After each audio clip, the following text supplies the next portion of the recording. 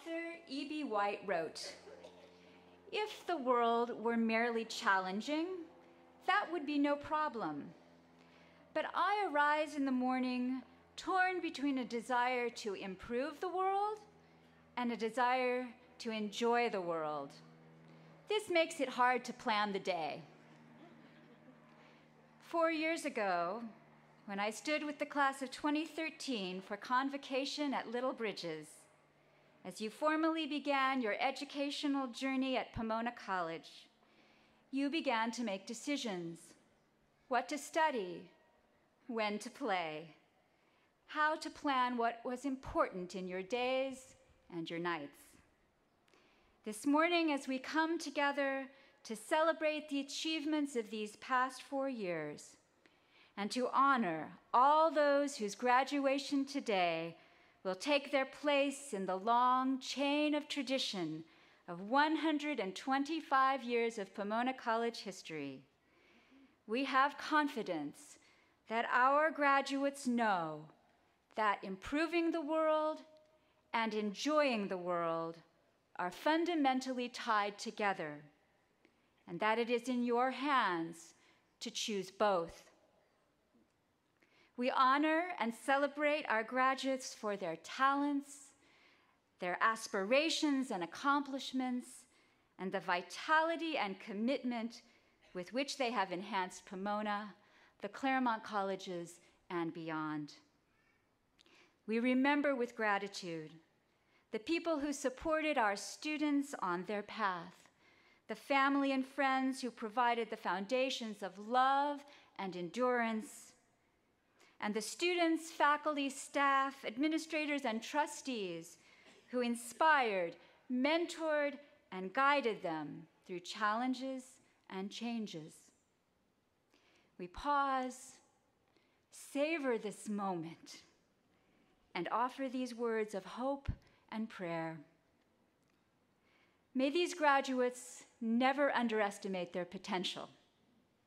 May they find the strength to strive for better, the courage to be different, the energy to give all they have to offer. May all their knowledge lead them to kindness. May they live up to all the good that resides within them, using the gifts of their intelligence and the best qualities of their own spirit to create a more just, compassionate, and peaceful world. Amen.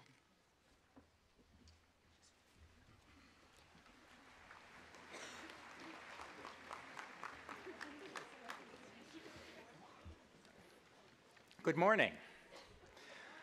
On behalf of the trustees, faculty, and staff of Pomona College, and especially the members of the senior class who will receive their degrees today, it is my pleasure to welcome you to the 120th commencement exercises of Pomona College.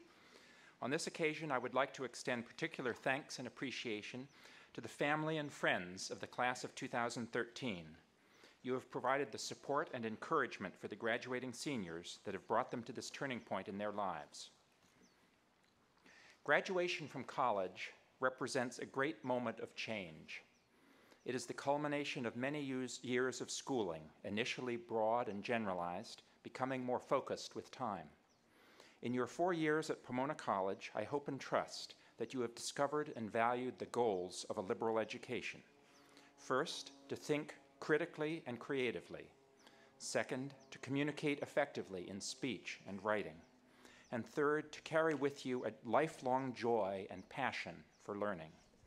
Commencement is a fresh start, a beginning of a new life outside these college walls, in which the abilities and skills that you have gained here are the added riches that you bear in trust for humankind. Each member of the graduating class of 2013 has fully met the high standards of Pomona College. Each has contributed in varied and wonderful ways to our community, in the classroom, through research projects, to campus life, and through service to those around us. At yesterday's Class Day awards ceremony, we learned some of the ways in which members of this class have distinguished themselves. At commencement, which is above all a celebration of the academic accomplishments of our graduates, it has been traditional to take special notice of one of these awards, the Rena Gurley Archibald Prize, which is given to the member of the graduating class with the highest academic achievement. This year, the Rena Gurley Archibald High Scholarship Prize is awarded to William H. Montgomery IV.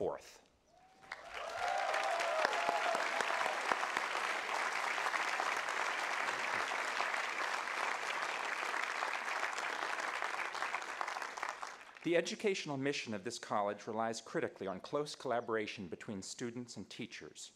Pomona College faculty members are dedicated to excellent teaching in all its settings, leading discussions in classrooms, supervising research projects in library or laboratory, coaching teams on athletic fields, preparing students for concerts or theater performances, and guiding artists in studios.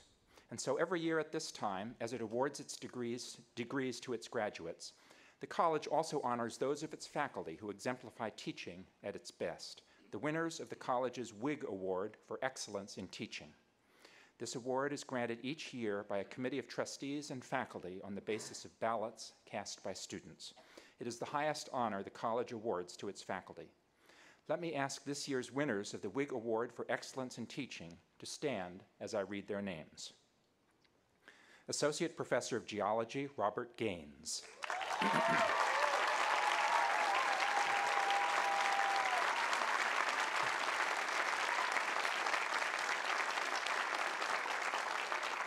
W.M. Keck Professor of Environmental Analysis, Char Miller.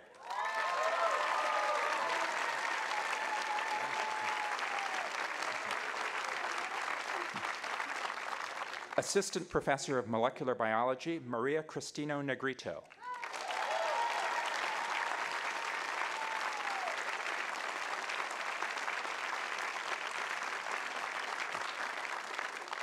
Carnegie Professor of Chemistry, Daniel O'Leary.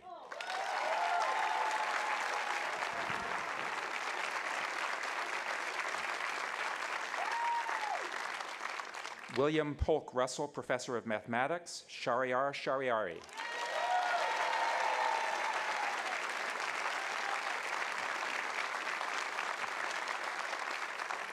Associate Professor of Economics, Michael Steinberger.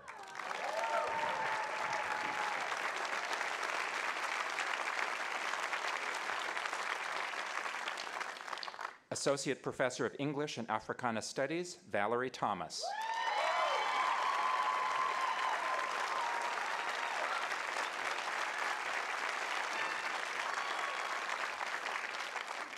And the John Sutton Minor Professor of Classics and History, Kenneth Wolfe.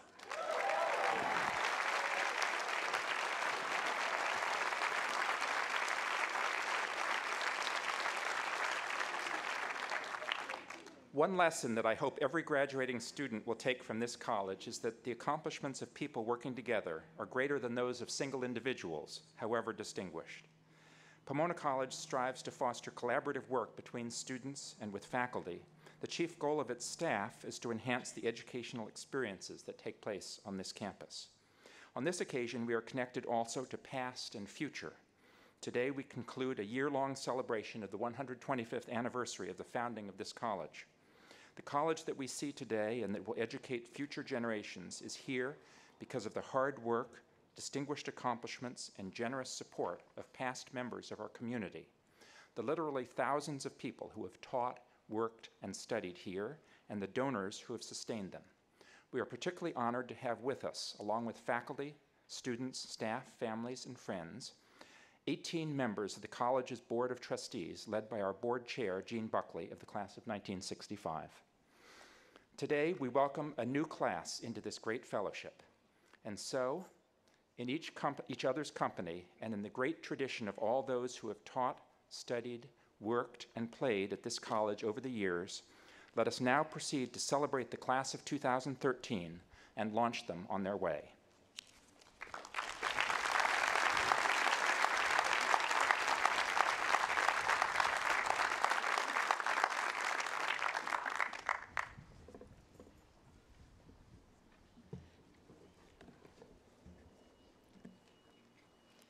Good morning, everyone.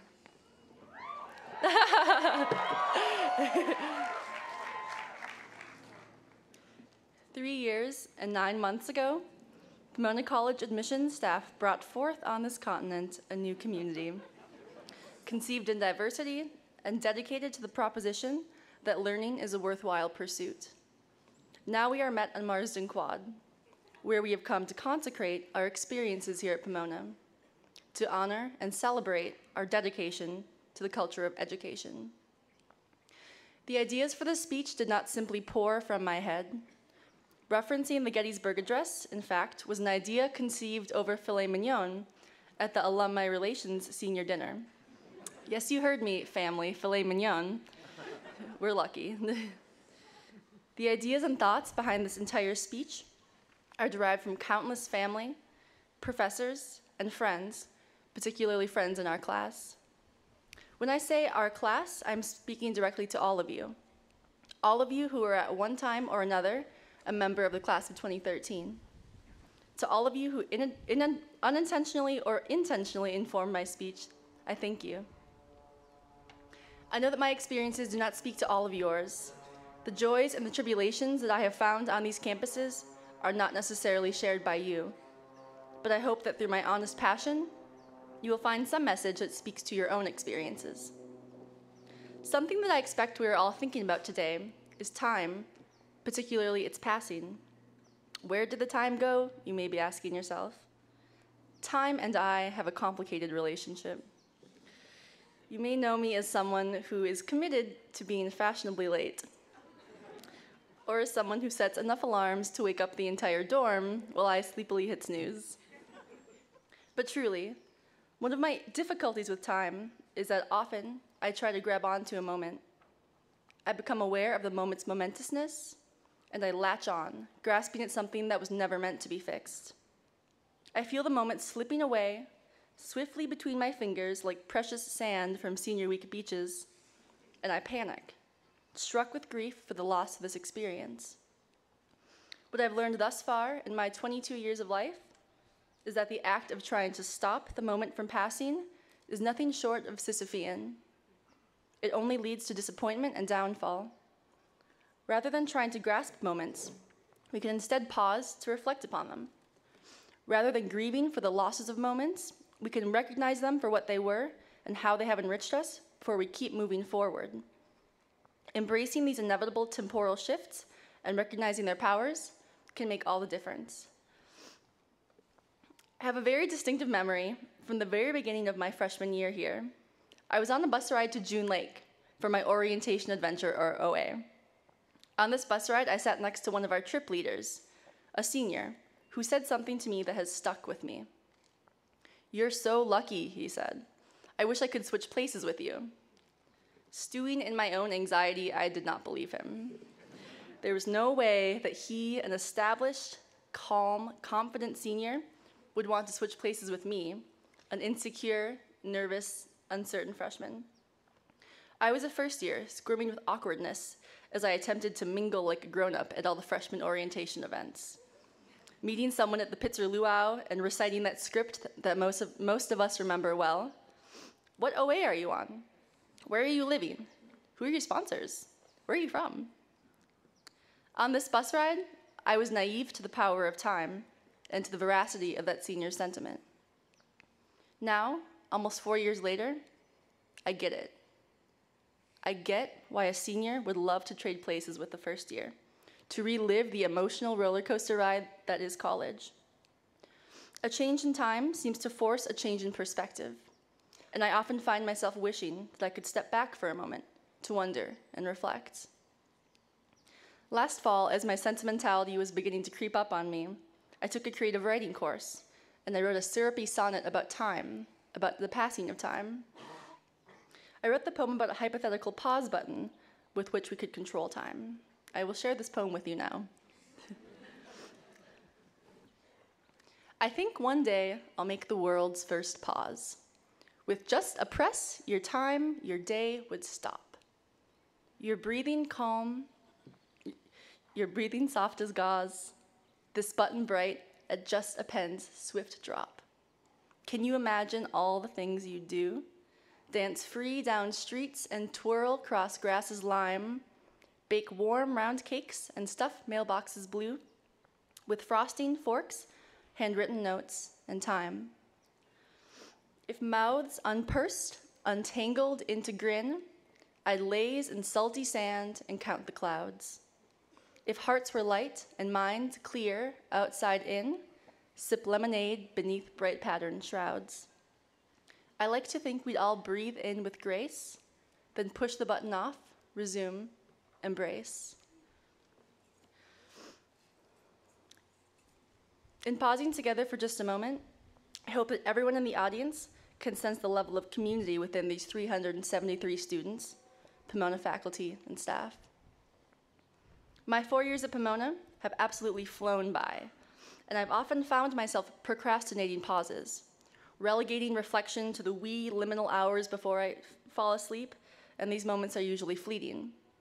It is during these pauses, though, that I realize how long ago, yet how recent, my OA, or that luau feel. Graduation is an occasion that can easily fly by, without you even realizing it. I hope that through my words, but also through my pauses, you all can take a moment to consider what this moment means to you, what these 4 years have meant to you. I hope that pausing can help you to allow these moments to flow through and around your fingertips, rather than trying to clutch each passing moment. I hope that pausing can give you space to integrate your experiences, a crucial component of moving forward. So, pause.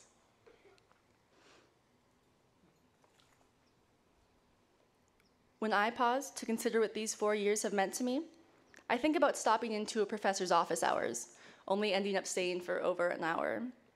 I think about the conversations with friends that kept me chatting in Gibson hallways until 4 a.m. There is a level of community support within our class that I can only hope to cultivate wherever I go. I can only hope to create or find spaces where I feel safe revealing my vulnerabilities and seeking meaningful support and connections. In preparing for this speech, I have been continually struck by the level of meaningful and authentic support that have been extended from my peers, faculty, and staff. The Claremont Colleges is a space that will never exist for me as it always has. This is a community that exists not because of the beautiful weather, not because of the carefully cultivated flora that adorn these campuses. It is the devoted professors, the dedicated staff members, the students. The crux of my affinity for Pomona College is the people. It is all of you that have shaped my experiences here. And when we all leave this campus in a day or so, there's no knowing if or when we will ever return. I wouldn't return to Pomona just to revisit the dorms. I wouldn't book a flight into Ontario because I missed the village or its closing time of 9 p.m. I would be returning to see all of you and to immerse myself once again in the atmosphere that the class of 2013 has skillfully cultivated. The atmosphere of collaboration and humble ambition. The atmosphere of optimistic realism and enthusiasm for pausing to challenge our old conceptions of the world. The atmosphere that we have developed over 4 glorious years in a bubble of sunshine, preparing ourselves to burst this bubble and to realize our potential throughout the world. I propose that we make a promise to one another, to all return here to Pomona for one epic reunion, that we commit ourselves to taking time in our lives to push the pause button and to reacquaint ourselves with one another and our experiences. The year for the reunion to me is arbitrary, since 2047 seems much too far away. How about we say 2018?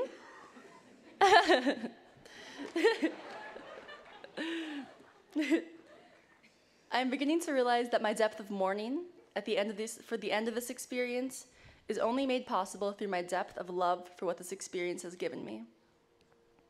My spirit, my outlook on people and the world have transformed in ways that will surely endure.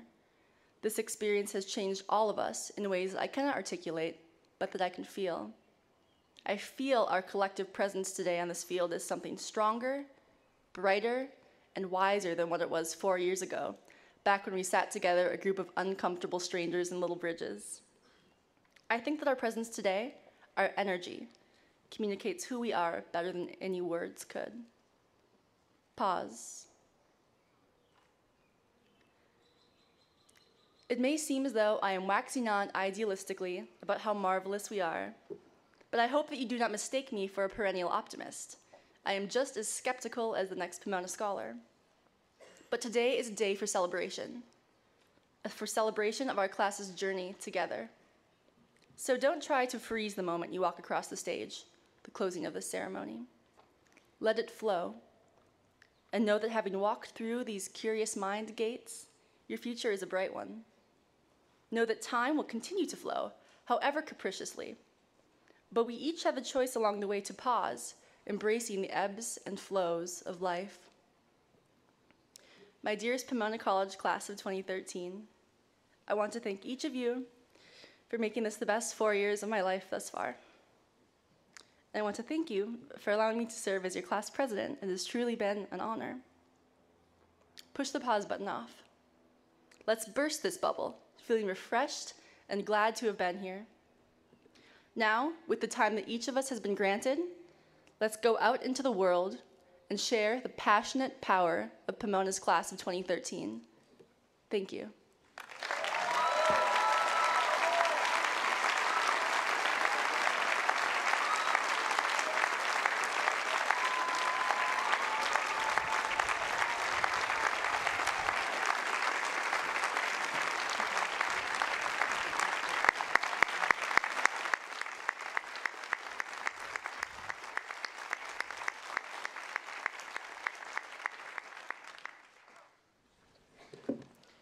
Friends, faculty, staff, distinguished guests, distinguished people who have been here all along, good morning. Today is an important day. Today is a day to hear important wisdom about important matters when important people come up on this stage to honor this important occasion. But I'm not that important, so I'm gonna talk about Batman. Okay, not exactly Batman, but superheroes in general. It's been a good decade for comic book nerds.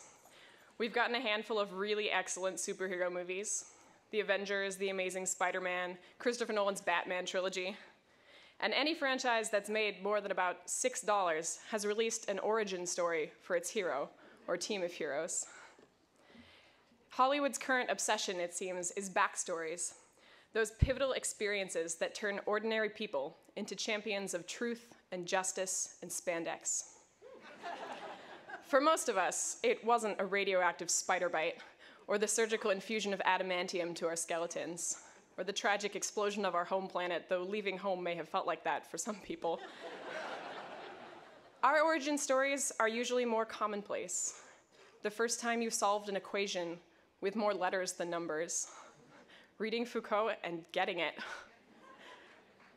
The time you got up on stage and realized you never wanted to leave. I like to think that my harrowing, greatness-triggering life experience was birth, explaining the epic force of nature that I am today. But unless the next incarnation of Catwoman is to be Cat Lady, it seems my superhero destiny is yet unfulfilled. Really, though, we all have our powers. Pomona College is filled, obnoxiously so, with people who have no right to be as awesome as they are. Daniel Contreras helped build an adaptive optics system to improve Pomona's telescope in the San Gabriel Mountains. What a visionary.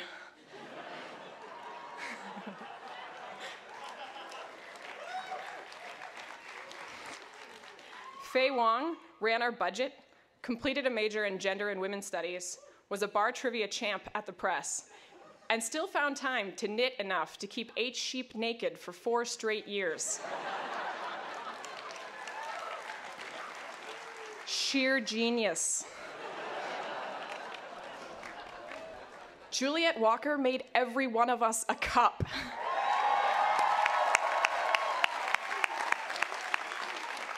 That's 373 cups, guys. She's killing it.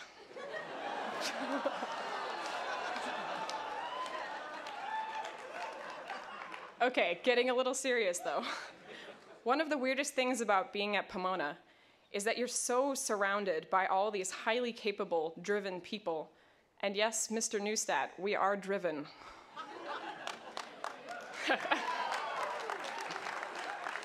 Sometimes you mistake everyone else's superhero costumes for the civilian identity beneath. You start to feel like you're the only one who's struggling to balance everything: classes and work and sports and music and volunteering and vigilante justice and maybe even a social life. Even when it's just classes, sometimes it feels like the end of the Avengers, when the giant flying alien death turtles just keep coming and you can't zap them fast enough. And you look around and everyone's talking about their all-nighters like they're yesterday's battle scars instead of today's dark under-eye circles.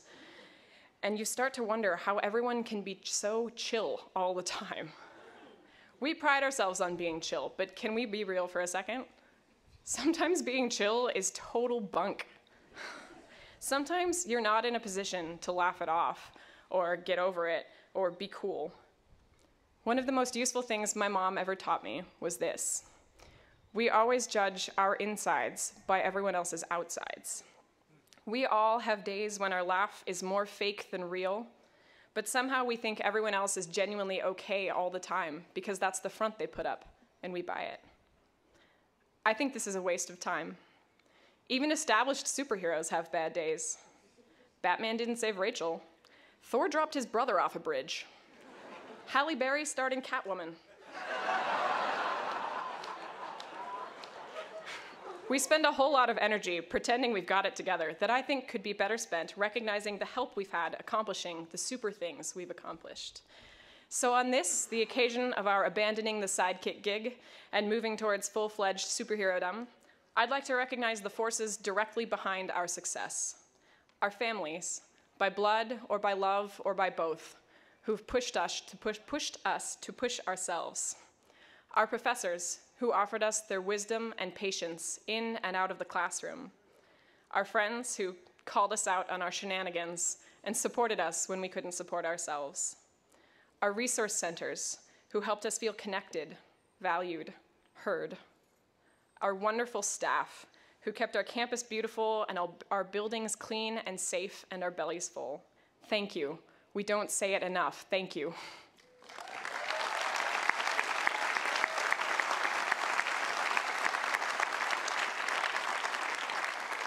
To wrap up here, I'd like to invoke the most fundamental tenet of superheroing, the one that's basically written on the back of our college gates. With great power comes great responsibility.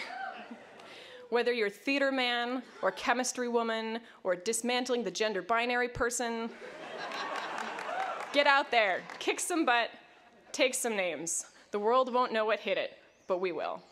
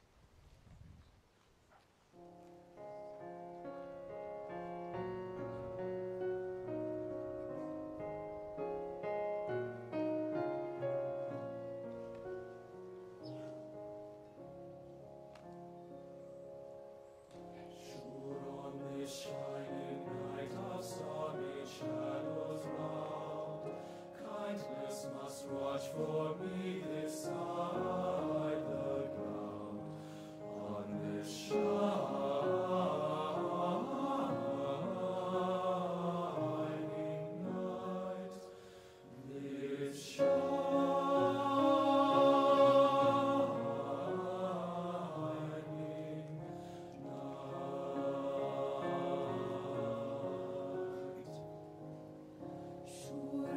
on this shining night, I'll start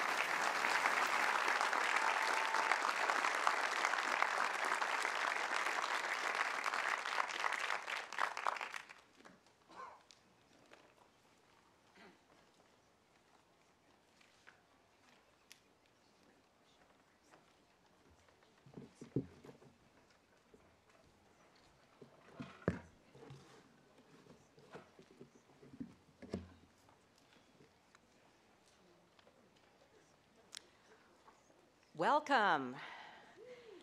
After graduating from Pomona College, Sharon Camp headed to Johns Hopkins University to study comparative and international politics and became drawn to political development in Southern Maryland, eventually earning a PhD. Now an international authority on the politics of contraception, Dr. Camp regularly provides expert testimony to Congress and writes extensively on family planning and population. Even though she holds an appointment at Columbia University's Mailman School of Public Health, Sharon Camp has dedicated her career to furthering policies that enable women and their partners to plan the number of children they want safely and effectively. She is the person who brought Plan B emergency contraception to market in the United States. Yeah.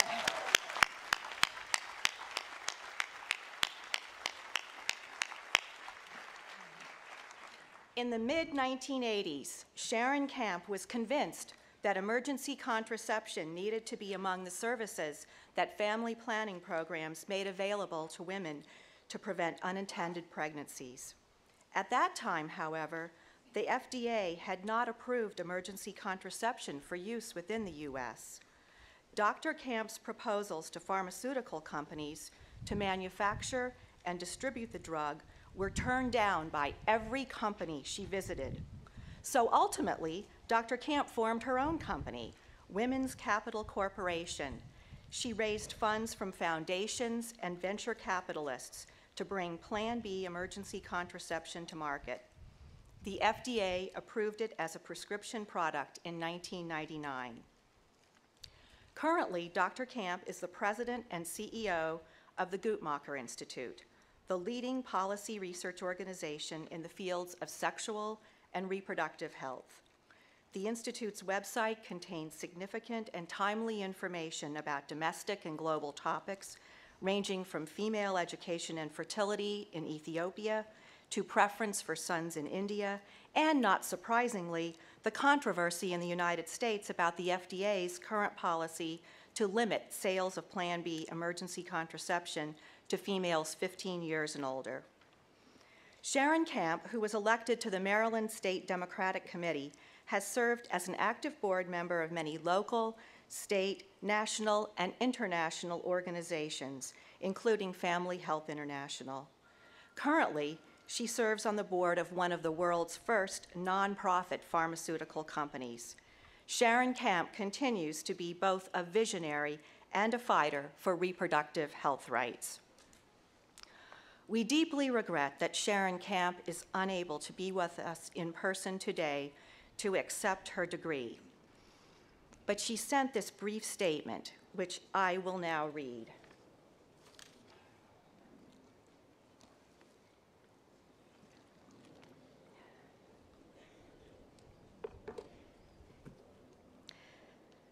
Dear Pomona class of 2013, please accept my most heartfelt congratulations on getting to this point in your life, and my deepest apologies for missing your celebration.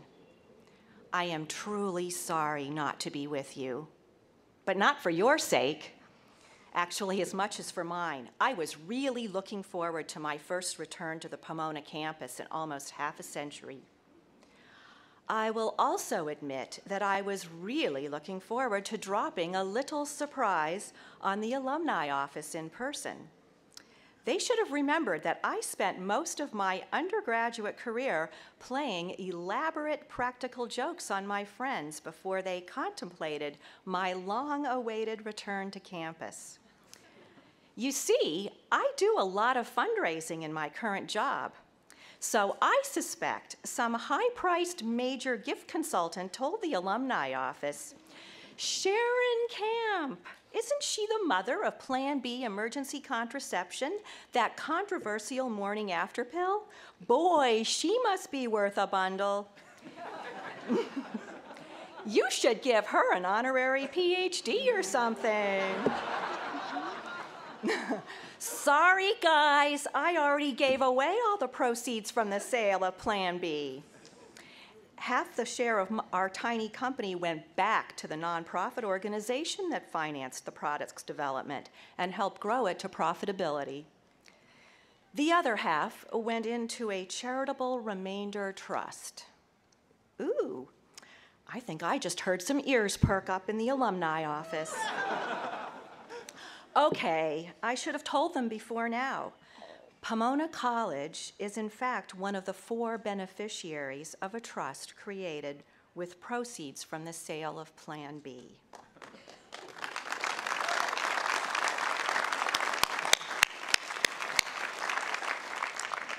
And I believe the trust is worth about $2.5 million at the moment. I apologize for not letting anyone on campus know. But I was getting ready to take on a brand new job with the Guttmacher Institute, the very best job in my field, so I simply forgot. And I expect the alumni office knows that the amount of the trust and the proportion currently allocated to Pomona is unimportant, since I can change the beneficiaries and the allocation whenever I want to, up until the day I die. And if Pomona ever gives me any reason to lose my bragging rights as a Pomona grad, they are out of there. Oh my gosh, did I say that out loud? Okay, so maybe somebody knew about the charitable trust all along. Can fundraising consultants really dig this stuff out all along with the value of your house and the names of your pets? Oh dear, maybe they didn't really blow an honorary PhD after all. Okay, so let's get back to you. I do have one piece of advice. Seriously now, at least once in your life, put everything you've got behind some big, hairy, audacious idea. And I plagiarized this term. I've done the big, hairy, audacious idea a few times myself, and believe me, there's nothing that works better for growing brain power. That's especially true if you've no relevant qualifications or experience for the task. So don't ever let a lack of qualifications stop you from anything. If I can impersonate a pharmaceutical executive for 7 years with genetics and astronomy as my only 2 Pomona science courses, you can too. Yes, I know your parents think you've just spent 4 years getting qualified to do something that will make you self-supporting, or at least qualify you to pursue the next step in your academic career. So go out and do it, but don't get stuck there. It's okay to start small with a few dollars and a few friends. Just be sure the potential impact is huge, because nothing is more fun than having a big impact on some of the things you care about. And if you make a little money along the way, just remember the helpful people at the Pomona Alumni Office. They live to serve. Warm best wishes for a life full of fun. Sharon L. Camp, PhD.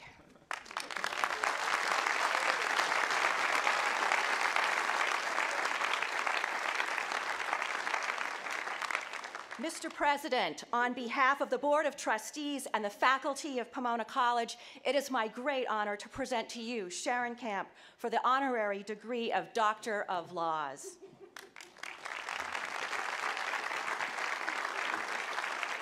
By the power vested in me by the Board of Trustees, I confer upon Sharon Camp the degree of Doctor of Laws in Pomona College, honoris causa.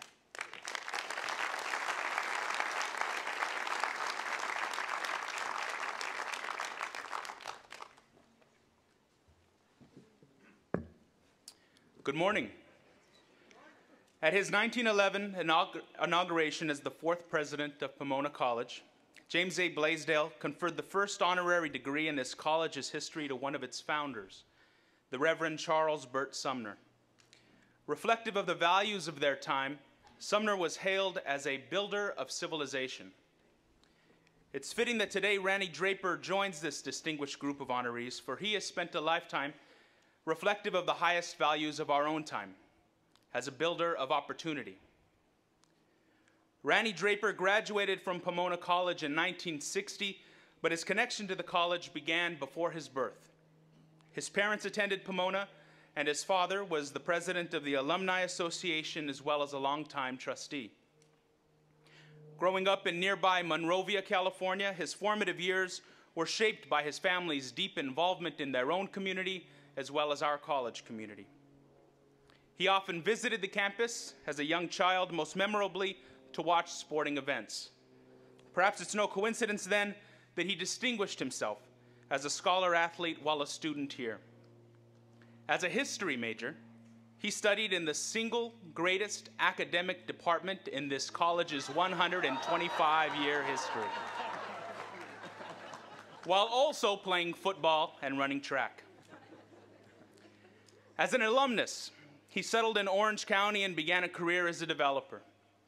His success was predicated on the arsenal of skills provided by the liberal arts, on the ability to envision a plan and to guide its successful implementation. He harnessed those talents in service of the college when he joined the Board of Trustees in 1984. His vision as the chair of the Buildings and Grounds Committee is reflected in the distinctive architectural footprint that surrounds us today.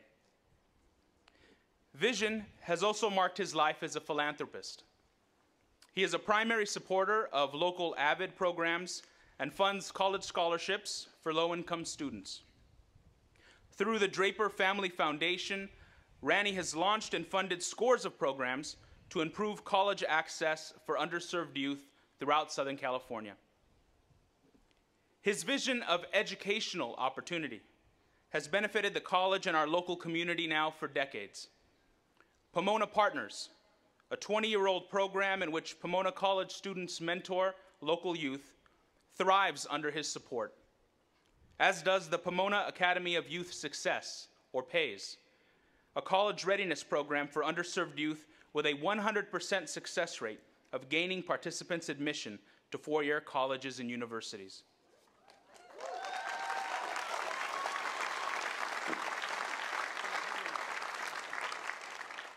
Ranny also helped create, of course, the Draper Center for Community Partnerships, a living example of how robust partnerships between our college community and the local community can create lasting, long-term change. And I understand some of our graduates are wearing Draper Center buttons with them today.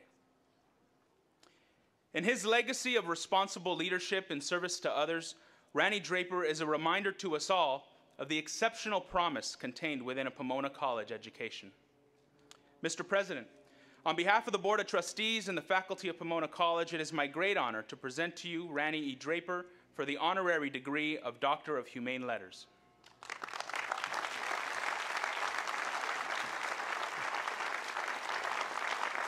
Ranny Draper, by the power vested in me by the Board of Trustees, I confer upon you the degree of Doctor of Humane Letters in Pomona College, honoris causa.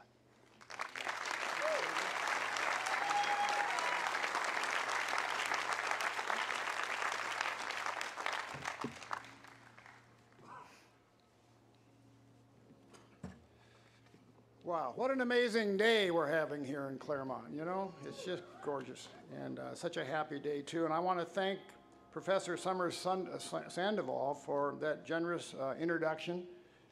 You did a lot of research to prepare that, and for all you do for the college. President Oxtoby, my fellow trustees, there's so many of you here today, which I appreciate. Fellow graduates, faculty, staff, families, and friends. I would first like to offer a brief family history. I was a history major. We have to do that. As Tomas mentioned, my unlikely journey to this stage today, and is, you know, is what am I doing here, actually began right here on this campus. And Pomona's legendary fourth president, James Blaisdell, was indeed partially responsible. My father and his brother Ed enrolled here as freshmen in 1921, no doubt drawn by the friendship that the Draper and Blaisdell families had forged back in Michigan well before Dr. Blaisdell came west in 1910 to be Pomona's president. And then, of course, my dad met my mom here.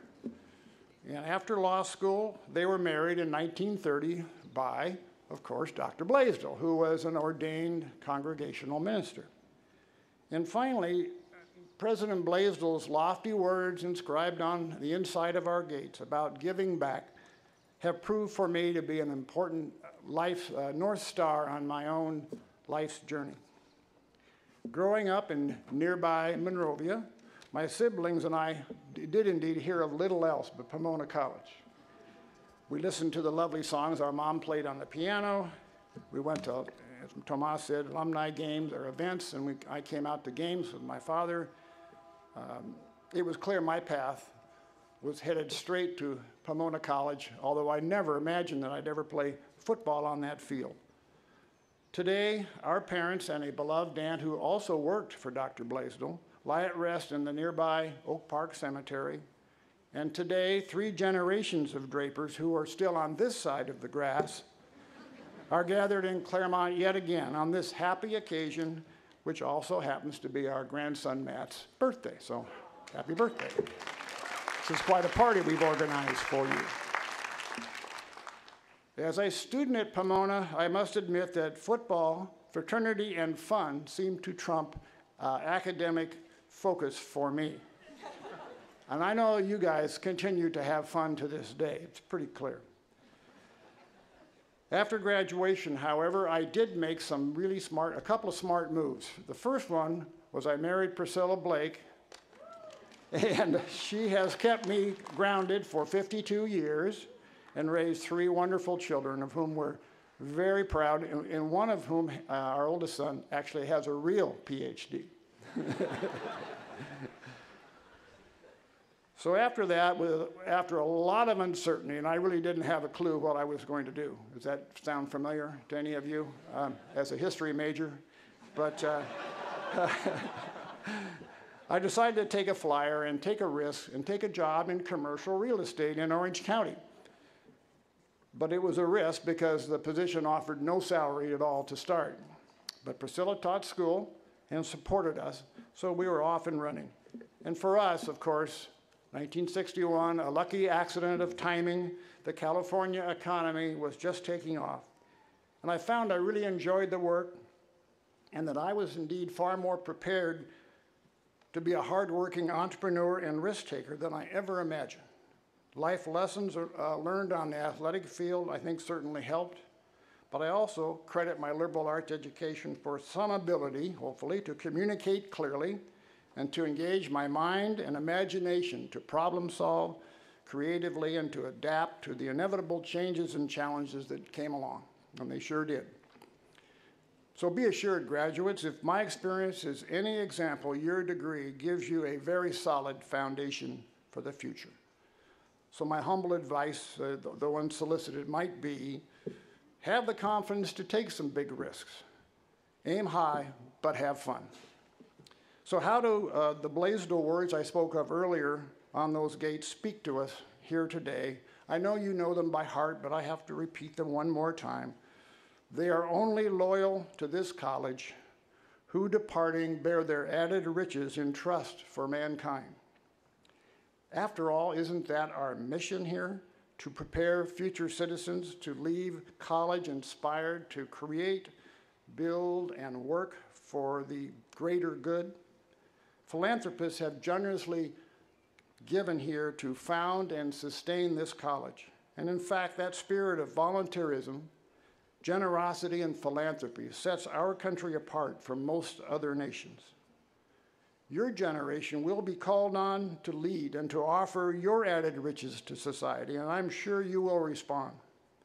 I have been blessed with a lot of luck and good fortune, and I feel compelled and perhaps inspired by those words on the gates to do what I can to address pressing social problems that I see. A high point in my philanthropic work has been to help establish the Center for Community Partnerships here at Pomona, led so ably by our founding director, Dr. Maria Tucker. Yay!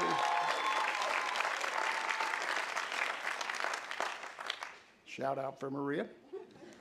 The center directs the rich human capital of our faculty and students to civic engagement and service, and to be good neighbors and partners to those not so well off just outside our gates. It's so exciting to see our students, as I've gotten to know many of you, become engaged in lives of service And from those experiences, one can hope new leaders and ideas will emerge to solve our most vexing problems. And goodness knows our generation has left you with plenty of work to do. I have great faith that the Pomona College family will continue to embrace the center's mission and will accomplish the task of sustaining it in perpetuity. So graduates, I conclude with a question for you. What will your high point look like? And how will your added riches benefit our world? Standing here today, I sense the spirit of both my parents and President Blaisdell. To them and to Pomona College, I offer my profound thanks for all that has been given to me, gifts that I can never fully repay. And so on behalf of the entire Draper family, I accept this great honor with a full and happy heart, and congratulations to the class of 2013.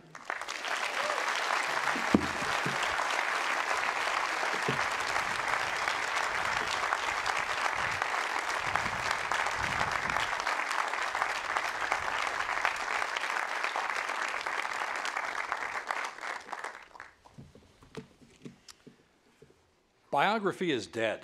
At least that's what they said before Walter Isaacson wrote his biographies of Henry Kissinger, Benjamin Franklin, Albert Einstein, and most recently, Stephen Jobs.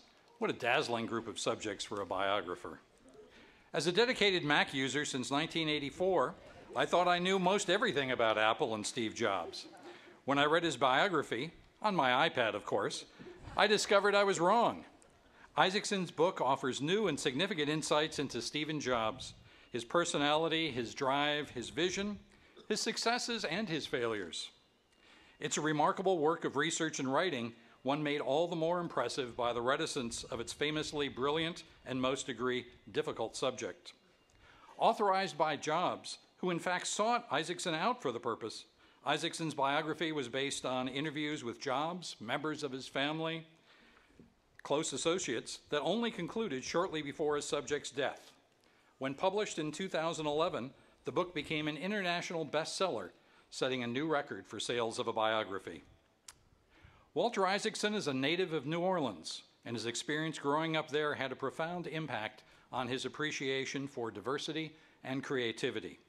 A 1974 graduate of Harvard in history and literature, he won the prestigious Rhodes Scholarship for study at Oxford. He started his career as a journalist in London and New Orleans before joining Time magazine, where he was promoted to editor in 1996.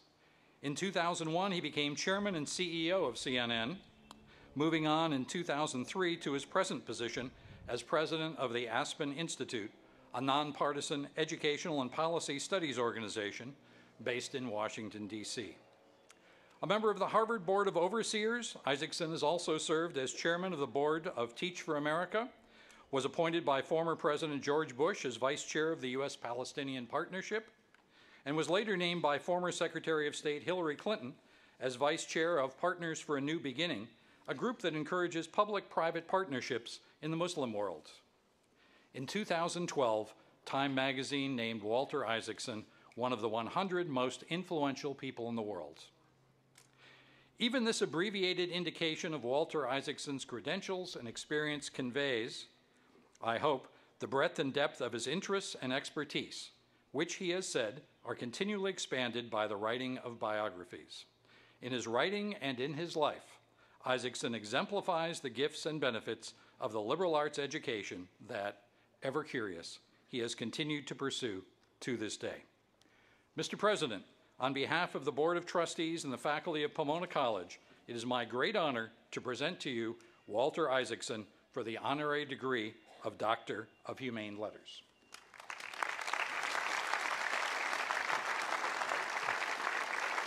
Walter Isaacson, by the power vested in me by the Board of Trustees, I confer upon you the degree of Doctor of Humane Letters in Pomona College, honoris causa.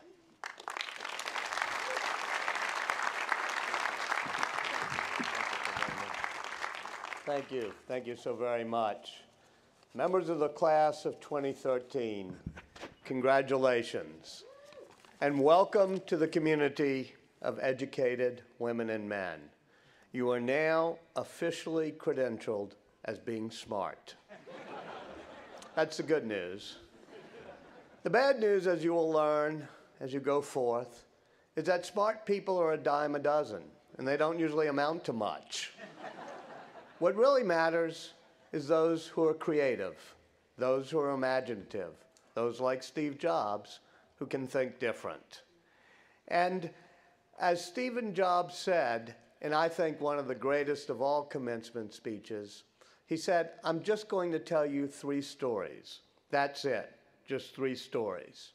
And they come from my most recent biography subjects, Einstein, Franklin, and Jobs. These people were really smart, especially Einstein. He was like real smart. But believe it or not, Einstein wasn't the smartest or most educated or considered the most brilliant physicist in 1905. There were many others. He was just a patent clerk in the Swiss Patent Office. But what Einstein had, like the others, was that ability to think different, that ability to be creative. And that is true of all 3 of the people I studied. I realized that when you look through their lives, you can even take a Steve Jobs and say, hey, Bill Gates, he had more mental processing power. He might have even been smarter, but there was something imaginative, something creative about Steve Jobs. So the 3 stories I'm going to tell you are simply 3 stories that talk about the need for imagination, that ability to think different. With Steve Jobs, it started when he was a young kid, growing up not too far away in California. When he was 6 years old, he and his father built a fence around the backyard of their house. And his father told him, we have to make the back of the fence just as beautiful as the front of the fence. Steve made me walk the neighborhood, touch the fence, go look at the back of the fence. And Steve said, why? Nobody will ever see it. Nobody will ever know. His father, who was an auto mechanic, high school dropout, said, yes, Steve, but you will know. People who really care about making things great care about even the parts unseen. So when Steve Jobs started Apple with his friend from down the street, and they were making the original Apple II and then the Mac, at one point before they finished making the Mac, which was this beautiful appliance, and Steve had created a wonderful case for it. He had found the Cuisinart at Macy's and wanted it to be a beautiful case you couldn't open up, beautiful screen with a wonderful playroom-like design of a graphical user interface. But before they shipped that product, Steve looked at the circuit board they were going to have inside. And he said to the other engineers on the team, this circuit board stinks. He actually used a slightly stronger word than stinks. They said, what do you mean? He said, it's ugly. The chips aren't lined up right. They're not beautiful. And the engineers said, well, that's ridiculous. That's not what you do with a circuit board. Plus, we have it in this enclosed case. Nobody can open it up. Nobody will ever see it. Nobody will ever know. And Steve said what his father had said to him. Yes, but you will know. And they hold up shipping the original Macintosh for a couple of months so they could get the circuit board looking beautiful, even though nobody could open it up or see it. And when they did, Steve had all 30 engineers on the Mac team sign a poster board with their names, with Stephen P. Jobs, all in lowercase, to engrave on the inside of the case next to the circuit board, where nobody will ever see it. Nobody could open it up. But he said, real artists sign their work. And his point was that if you have a passion for a product, you really care about connecting beauty to technology, to commerce, and you care about with a passion even for the parts unseen. And that helped him develop a reality distortion field. Those of us who are Star Trek fans know where that comes from, in which he thought he could bend the laws of physics even, bend the laws of human nature to get his will. And he would do it over and over again by being passionate, not about making a profit, because he said if you're passionate about making a profit, sometimes you cut corners. But if you're passionate about making a product or a service or passionate about what you're doing, eventually the profits will follow because you'll make things of value. And so when they were doing that original Macintosh, it took a long time to boot up. It took, 78 seconds or something. And he said to Larry Kenyon, it's almost as bad as a Microsoft machine. You've got to make it faster. And you got to take 10 seconds off the boot up time. And Kenyon said, well, look at the code. It's hard. I can. It's elegant code. And Steve said, don't be afraid. You can do it. Steve, who had learned from his guru in India how to stare without blinking, it was a tactic he had. And Kenyon told me, he just kept staring at me and saying, don't be afraid. You can do it. Wozniak told me the same story when they were making, this original game called Breakout when they were working at Atari. He said, I had to do it in 4 days. I said I couldn't. He said, he stared at me and kept saying, don't be afraid, you can do it. Anyway, Kenyon goes back to his cubicle. And he said, after a couple of weeks, I worked on it day and night, I'd shaved 28 seconds off the boot up time. And Steve even did that late in life when he wanted to create the iPhone. And he didn't want it to have a junky piece of plastic on the cover. He wanted the iPhone to have a really smooth piece of glass, unbreakable, tough, smudge-proof. And the glass he got from the Claves in China and others didn't meet his high standards. And so somebody at one point said, why don't you call Corning? They know how to make glass. So Steve, being Steve, just picked up the phone and called the switchboard at Corning Glass in upstate New York and said, let me speak to your CEO. And the switchboard, being a switchboard, said, fine, we'll take your name and number. We'll have somebody call you back. And Steve said, typical East Coast, whatever, and slammed down the phone. When Wendell Weeks, who was the CEO of Corning, heard about it, he did a cool thing, because he's a cool guy. He picked up the phone and called the switchboard at Cupertino at Apple. Said, let me speak to your CEO. They, of course, said, put your request in writing and send it to him. Steve heard about that, and he said, that's my type of guy. So he meets with Wendell Weeks. He says, this is the type of glass we want for the thing. And Weeks says, well, years ago we created a way of making glass. That was an ion transfer process, and it made really tough, smooth glass, just like you'd want. But we never manufactured it. And Steve went through the process with them and said, that's it. I want this much by September. I'm shipping the phone by October. And Weeks said, well, you didn't hear me. I said, we've never manufactured it. I actually went to Corning, New York, because I wanted to hear this in person, because I'd heard this tale. And Wendell Weeks said, it was amazing. This guy who didn't even know how to make glass, he just sat in front of me and kept staring at me without blinking and saying, don't be afraid, you can do it. Weeks said that after the meeting, he called up a plant manager that Corning had, one of their plants in Harrodsburg, Kentucky, just south of Lexington. And he said to the plant manager, who was a friend of his, I want you to switch over and start making Gorilla Glass. And the plant manager said, well, it'll take a while. He said, I want you to do it tomorrow. And the plant manager said, well, we've never done it. We don't have the equipment. And Weeks said, I just kept telling him over the phone, don't be afraid, you can do it. The upshot is that October, when the iPhone first shipped, every piece of glass on every one of those iPhones was made in Harrodsburg, Kentucky by this plant of Corning. And ever since then, every piece of glass on every iPhone and every iPad has been made in America by Corning because of Steve's reality distortion field. With Einstein, the story is a little bit different. Catherine spoke eloquently about one of the things we learned from our comic books is the importance of the creation myths. And for us biographers, we always try to find that rosebud, that creation myth in childhood. And for Einstein, it was getting a compass when he was a kid. His father gave him a compass when he was 6 or 7 years old, and he watched as the needle twitched and pointed north. And he becomes totally mesmerized by this. The needle nothing's touching it. Why is a physical object moving like that when nothing physical is touching it? What is a force field? What's an electron? And he spent years, his whole life, worrying about why does that work? How does electromagnetism and gravity interact with particles? Now, you and I probably remember getting a compass when we were 6 or 7 years old. And we go, oh, wow, look, it points north. And about 90 seconds later, we're on to oh, look, a dead squirrel, and we're on to something else. On his deathbed, he's still writing equations, trying to figure out the connection between electromagnetism, gravity, particles, why that needle points north. When he's 17 years old, he finally studies Maxwell's equations.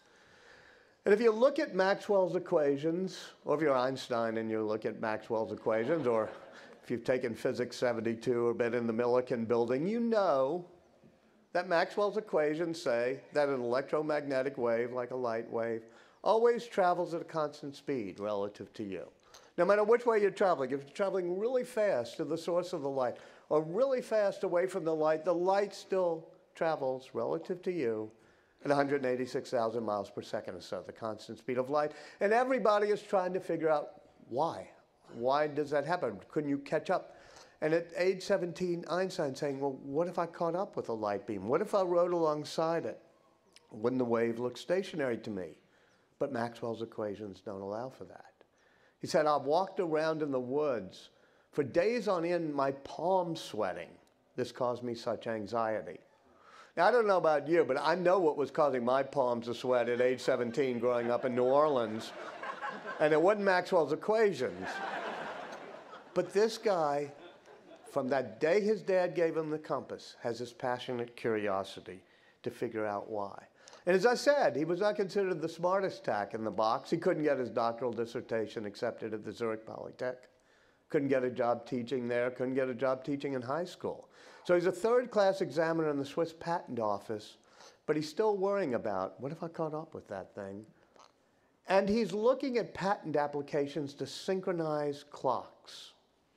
Because, a little bit like Rabbi Litwin said, or whatever, you want to go forth, you want to find something special that you can do.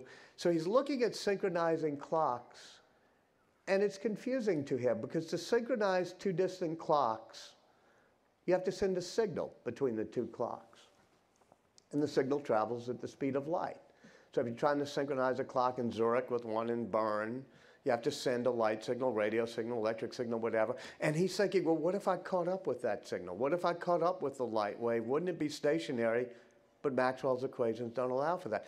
And then he realizes just a leap of the imagination, not a leap of mental processing power or looking at things, but a leap of the imagination and a willingness to think different and challenge the conventional wisdom.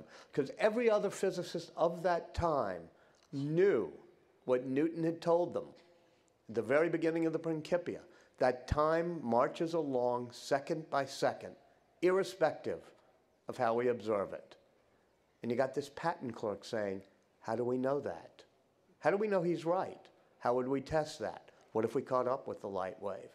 And he realizes that if you're traveling really fast towards one of those clocks, what looks simultaneous to you, what looks synchronized between the two clocks to you, is different than somebody traveling really fast towards the other clock. And so he comes up with the idea, this leap of the imagination, that yes, the speed of light is always constant, but time is relative depending on your state of motion. That's all the basic creative leap involved in the special theory of relativity, but it upends 20th century science, all because he thought different. He had that leap of the imagination.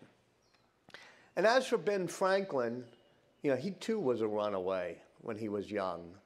This is why I'm not often asked to speak at college graduations. All three of my people run away at age 17 for a while. But Benjamin Franklin had that passionate curiosity, but he also had a sense of tolerance. And to me, that was a lesson learned in childhood. He grew up in Boston, a Puritan-dominated place. His brother wouldn't let him write for the newspaper. So he slipped pieces under the door using a pseudonym, Silence Dogood. But he runs away from Boston when he's not allowed to go to Harvard, and he does something much better. He becomes a newspaper journalist. And what he does when he gets to Philadelphia is he creates a club of called the Leather Apron Club, which is for the shopkeepers and artisans of Philadelphia, because there were clubs for the wealthy gentry of Philadelphia and even working men's clubs. But he said, we're going to try to create a new type of nation based on we, the middling people, we, the middle-class people who own shops on Market Street and wear leather aprons. And in that club, they listed the virtues and values that you ought to have to be a great citizen of your community. And if you've read the autobiography of Benjamin Franklin, you'll know the 12 of them in their industry, honesty, frugality. And being a geek, he marks them on a chart and marks every week how well he does on each of those virtues until he can master them. And then he shows it around to the people in his leather apron club that he has mastered all 12 of those virtues. And one of the members of his club says to him, Franklin, you've forgotten a virtue you might want to practice. And Franklin said, what's that? And the friend says, humility. You might try that one for a change. Franklin's great insight, he says, I was never very good at the virtue of humility. I never mastered it. But I was very good at the pretense of humility. I could fake it very well. Now here's his insight. And he said, and I learned that the pretense of humility was just as useful as the reality of humility. It made you listen to the person next to you. It made you try to find that common ground. And that was the essence of the middle-class democracy that we were trying to found. So for the rest of his life, he's the person, amongst all the founders and everybody else, who helps bring people together. He's the one when Congress creates a committee to declare why we're fighting the war of independence. It's probably the last time Congress created a good committee, but it's got Ben Franklin, John Adams, Thomas Jefferson on it. And he's the one who helps edit that wonderful second sentence, where Jefferson begins by saying, we hold these truths to be sacred. And you see Franklin's black printer's pen, self-evident, he writes, because he wants to make the point that our rights come not from the dictates of religion, but from rationality and reason and consent of the governed. The sentence goes on, and they're endowed with certain inalienable rights. And you see John Adams' handwriting, endowed by their creator with certain inalienable rights. And so what you see, even in this collaborative, wickified process of writing a Declaration of Independence, the ability to balance something we've lost in Washington now, balance notions like the role of divine providence with the role of rationality and reason in securing our rights. This notion of coming together and using things to bring us together. That was Franklin's great strength, even at the Constitutional Convention when he comes back from France. He's pretty old, he's 82. They're tearing themselves apart between the big state, little state issue. And he's the one who says, I'm the oldest person in this room, but the older I get, something amazing happens to me. I learn that I'm wrong at times, and I'm fallible. And he said, it's going to happen to you. So look at the person next to you, just like he'd said back in the Leather Apron Club when he was 17, and think that maybe they have something to offer, that maybe the diversity of our opinions will lead to a common ground that's stronger than any one of our opinions. And his point was that compromisers may not make great heroes, but they do make great democracies. So he said, when we were young tradesmen and we had a joint of wood here in Philadelphia that didn't hold together, we'd shave a little from one side and take a little from the other until we had a joint that would hold together for centuries. And so too we here at this convention must each part with some of our demands. And he's the one who makes the motion to have a House and a Senate, that creative compromise that brings a big state, little state issue together. But in conclusion, let me say that they all had something more than these three little tales, three little traits. They all had one trait that they shared. They all realized that they were part of something larger than themselves. When I graduated from college on this type of day, when I was standing there, the reverend of our college, the minister of the church at our college, gave us a sermon that morning. The title of the sermon was, What We Forgot to Tell You. And the Reverend Gomes, he said, at one point a student had come up to him and said, and Reverend Gomes had asked him, what do you want to do when you leave college?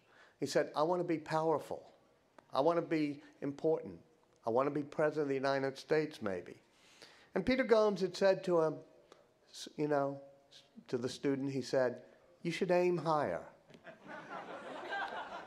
He said, this college has produced a lot of successful people. It's even produced a few presidents. But the more important thing it does is it produces a few people who are good. So aim not just to be successful, aim to be good. Aim higher. Aim for doing good in this world. All over the country right now, there's probably people of my generation, the baby boomer generation, giving graduation speech. And I predict that most of them are saying the same thing, which is follow your passion. Follow your passion wherever it leads you. I'm going to tell you something different, though. It ain't about your passion. It's about it being part of something larger than yourself. It's about connecting your passion to what's engraved on those gates, that you will go forth and give benefit to mankind, that you will go forth and be good. Because at the end of your days, when you look back, when you come back for your 50th reunion, your family, your kids, your grandkids, the people you graduate who are sitting next to you, who come back with you to that 50th reunion, it's not just about seeing how successful you were, how much toys or trinkets or power you accumulated. It's about what you created and what you did to make the world a slightly better place because you were here. During his lifetime, Ben Franklin donated to the building fund of each and every church that was built in Philadelphia. At one point, they were building a new hall in Philadelphia for itinerant preachers who were coming through because of the Great Awakening. So traveling preachers that they had to offer a pulpit to. It's still to the left of Independence Hall, still called the New Hall. He wrote the fundraising document, and he said, even if the Mufti of Constantinople were to send somebody here to preach Islam to us and to teach us about Muhammad, we should offer a pulpit, we should listen, for we might learn something. And on his deathbed, he was the largest individual contributor to the Mikveh Israel Synagogue, the first synagogue built in Philadelphia. So when he died, instead of his minister accompanying his casket to the grave, all 35 ministers, preachers, and priests of Philadelphia linked arms with the rabbi of the Jews and marched with him to the grave. It was that notion of good-natured tolerance and a belief of listening to everybody else, whatever their background, that was a great contribution that our founders made, and Ben Franklin in particular made, to the creation of this country. And it's what we were fighting for back then and what we're still fighting for in the world today. As for Einstein, even on his deathbed, 1955, an order had burst. He knew he wasn't going to live. He had declined an operation. He's at the hospital, Princeton Hospital. He asked that his papers that were on his desk be brought to him. And on that last day, he just writes line after line of mathematical equations. Between people visiting him, he kept writing 9 full pages. You can go not too far from here to the Einstein papers at Caltech. And there they are, and you can see them. Line after line of equations that still wonder, how would you create a unified field theory that would connect gravity, electromagnetism, particles? In other words, why does that needle keep twitching and pointing north?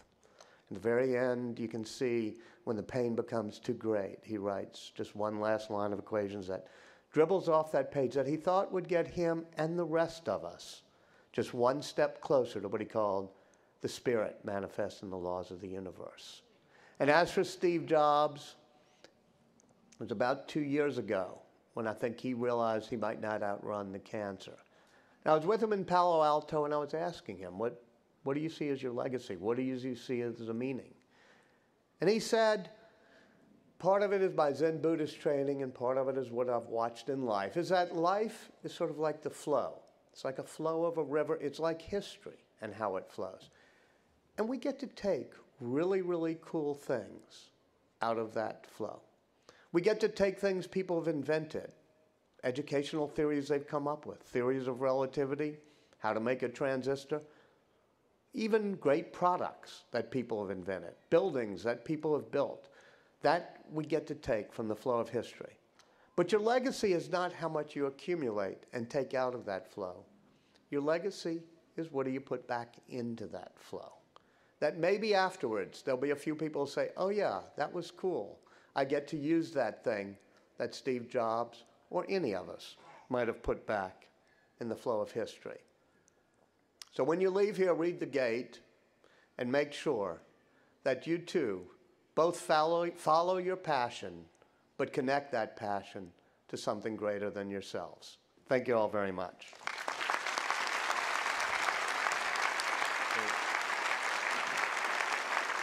What'd you say?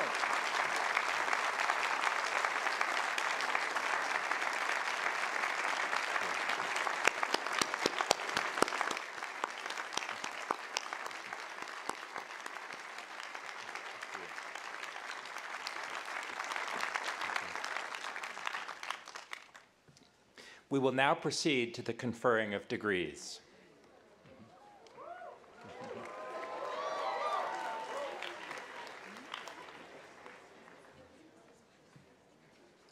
Will the members of the class of 2013 please rise?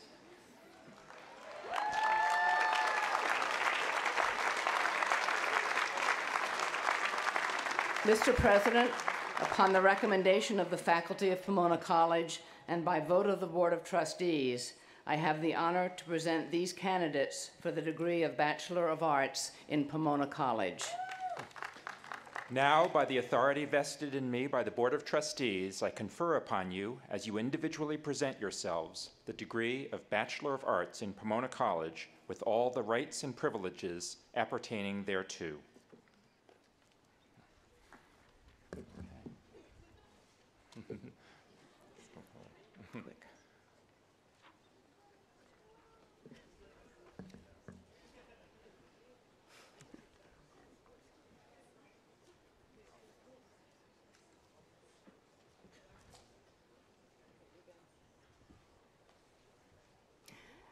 Benjamin James DeWinkle.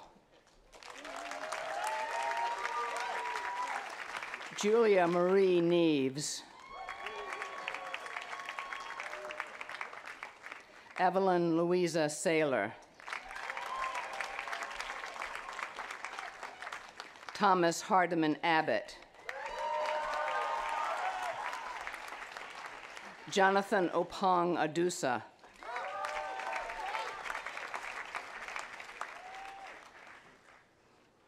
Brittany Da A. On. Francis Ward Allenson. Aaron Altman.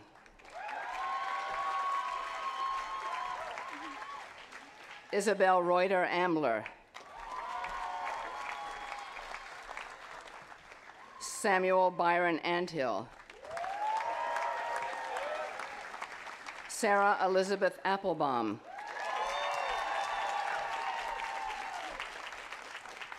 Allison Lindsay Aronstam, summa cum laude.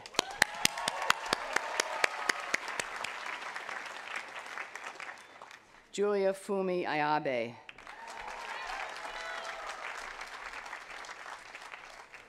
Martin Barrera.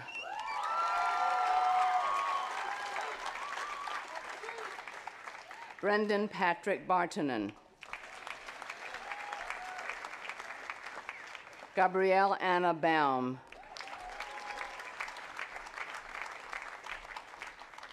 Anna Catherine Bax. Nicole Carita Bisic. Christina Elen Bejani. Michael Benjamin Benish. Micah Shane Berman.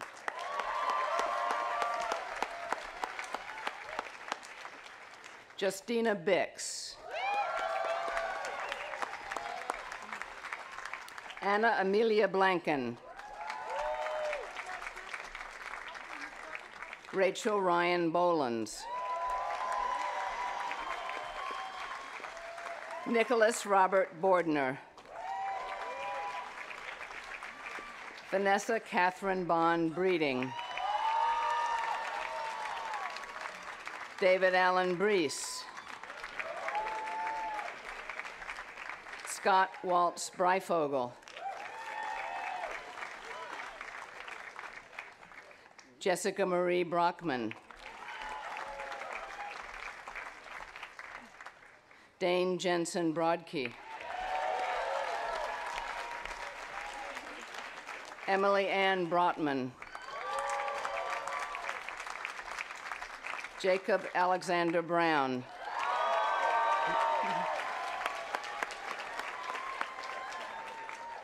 Sydney Aaron Brown.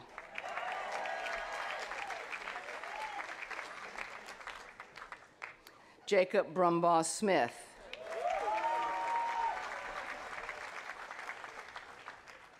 Jordan Lee Bryant. Annika Lauren Burrell. James Brennan Byrne.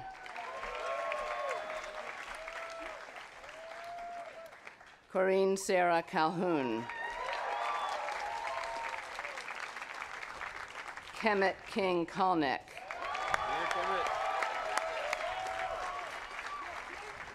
Laura Elizabeth March Carr. Caitlin Marie Casimo. Jung Han Cha.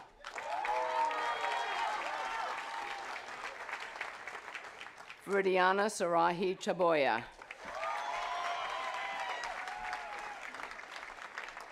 Kevin Miguel Chafe. Morgan Angela Chalmers. Hannah Kaiwa Chasnov. Jessica Toling Chong. Rachel Midori Chin. Sammy Cho.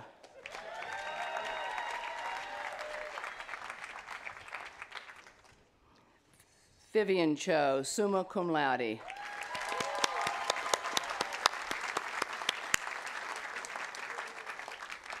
Courtney Marie Christensen. Umin Chung.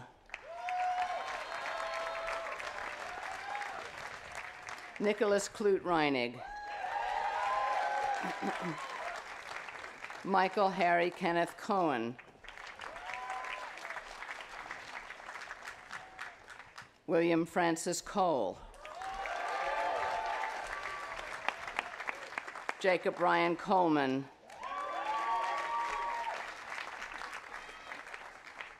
Lena Ruth Connor. Danielle Savino Contreras. Samuel Brooke Korfman. Karina Corona.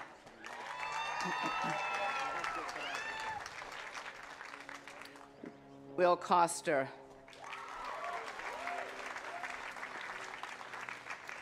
Cole Wayne Craddock.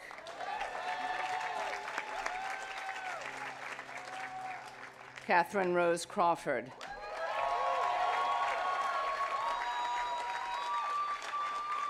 Carolyn Cross. James Paul William Cumming.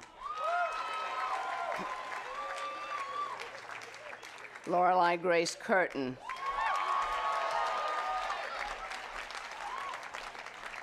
Christina Aline Sear. Michael Stevens Derrico.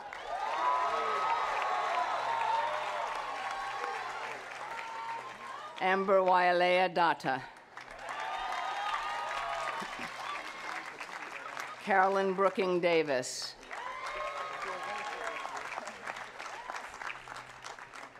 Ivan de Alba.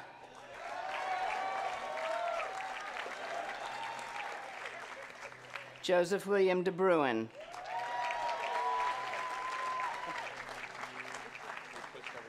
Andrew Hendrick de Young.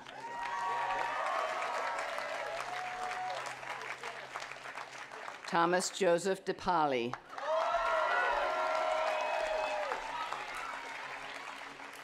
Stella Tian Dong.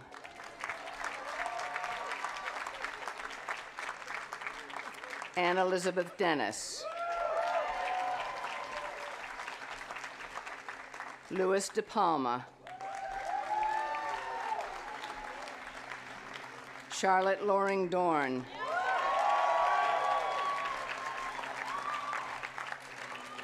Leah Janine Donella.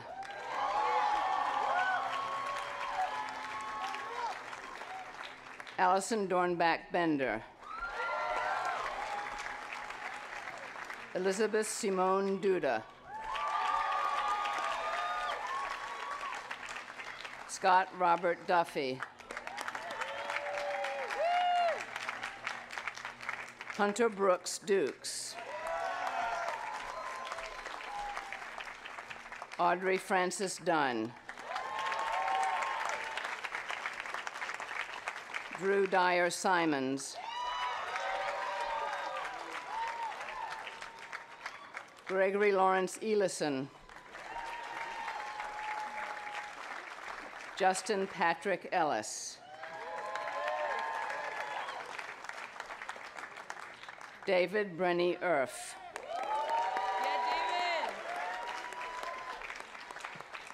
Ivan Christine Lay Espiritu, summa cum laude.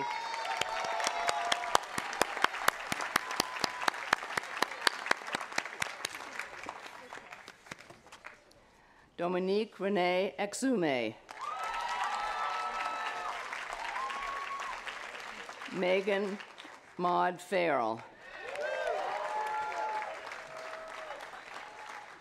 Catherine Ann Feller. Nolan E. Farrar.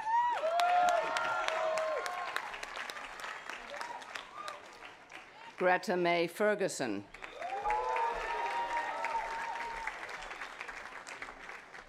Maxwell Thomas Ferguson.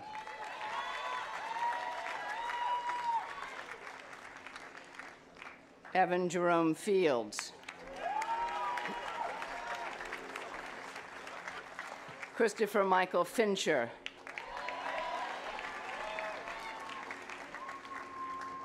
Benjamin Fish.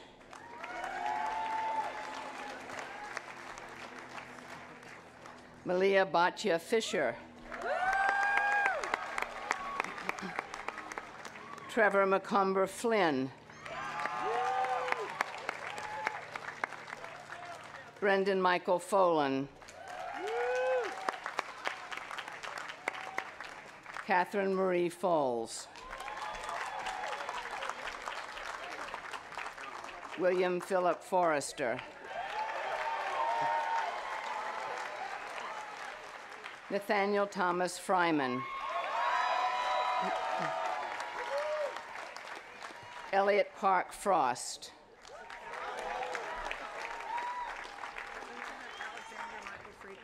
Oh dear. Is it Friedman now? Okay. Friedman? Alexander Michael Friedman. Okay. Alexander Michael Friedman. Skip Elliott. Okay. Stephanie Fuentes. Brian Michael Matthew Fung.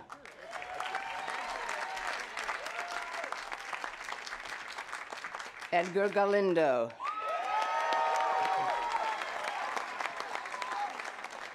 Louis Edward Gallardo.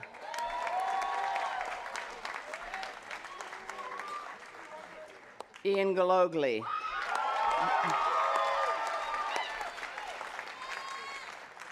William Lloyd Gamber. Ashvin Dhiren Gandhi. Priscilla Garcia.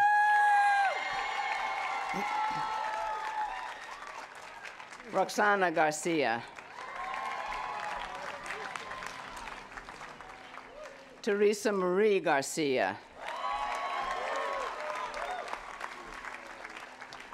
Florencia Garcia Vicente. Lafe Imani Marshall Garth.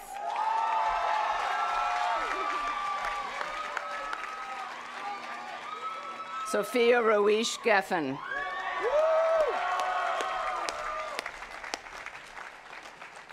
Nicholas Philip Bruno Gentili. Anne-Marie Nicole Juca. Joseph Aaron Glickman. Benjamin Aaron Goldstein.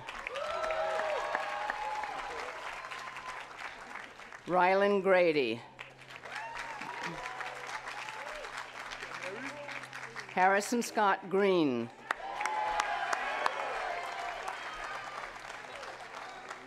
Erin Elizabeth Greenwich. Max Samuel Grodnick.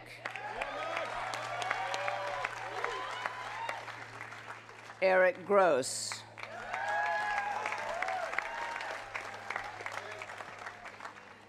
Dylan Carroll Gishwind.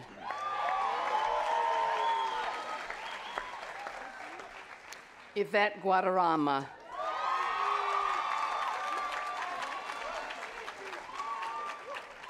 Alexandra Nicole Gutowski.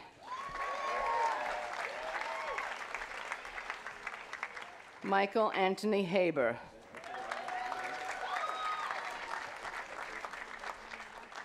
Todd Andrew Hagan.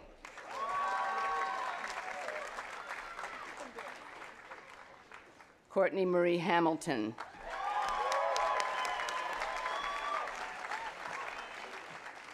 Edie Harris.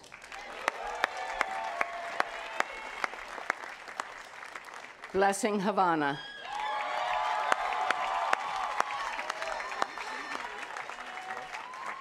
Laura Louise Haynes. Jeremy Amade Hill Edwards. Lauren Mercedes Hinton.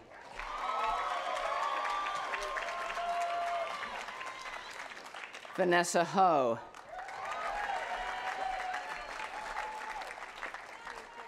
Toby Alexander Hollis. Torbjorga Ann Holtestall. Andrew Hong. Ian Alexander Hosong. Sharmila Hoskins. Colleen Kristen Howe.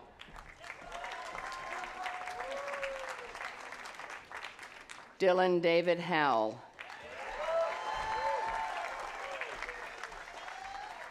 Jessica Jame Shu.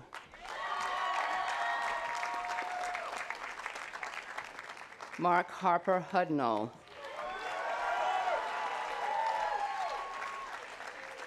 Hannah Hudson. Robert Cassidy Hall.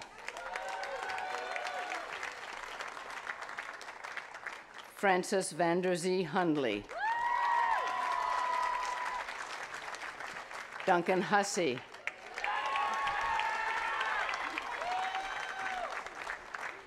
Gabriella Marissa Heibel. Morgan Lee Ingmanson. Janessa Marie Irvine.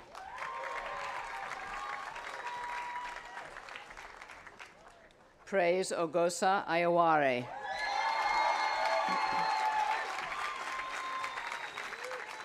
Zachary Paul Jensen.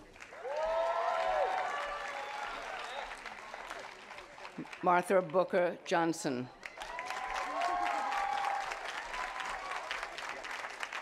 Quentin Jones.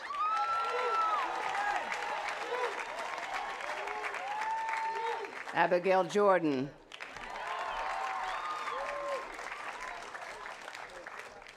Isabel Juarez.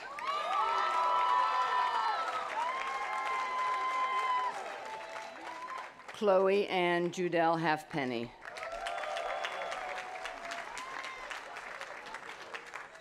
Efe Kaba.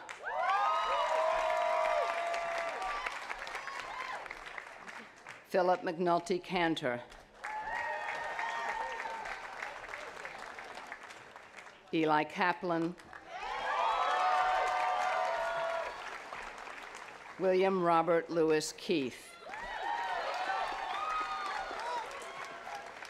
Gabrielle Isabel Kalani. Lauren Gian Kimmy Kim.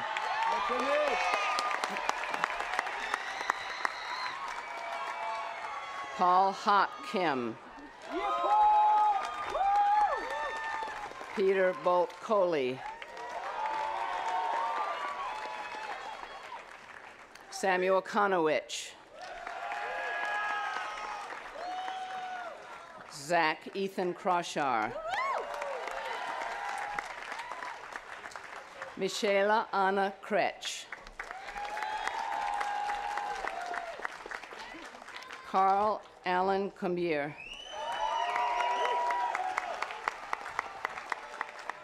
Linus Koo. Sienna Mariah Kirkendall. Jonas Way Kwok. Noor Aliza Lalji.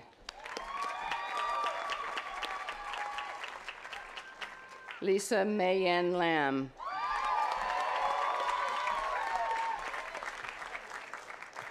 Jalen Courtney Larry.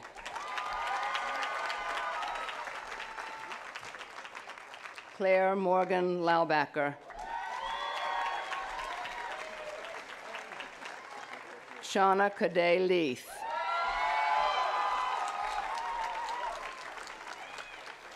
Jin Hu Lee. Nicole S. Lee.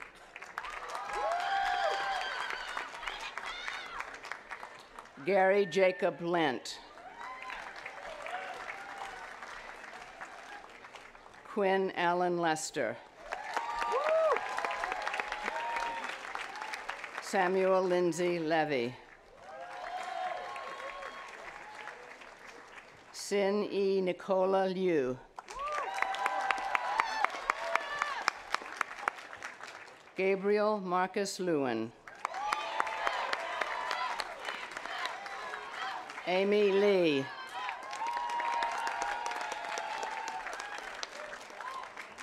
Art Lee.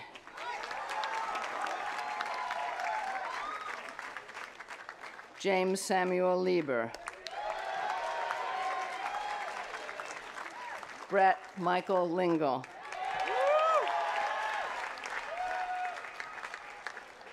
Adam Littlestone Luria. Melinda Liu. Marco Jackson Laba.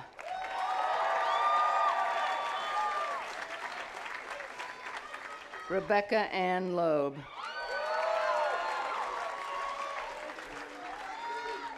Adam Jackson Long.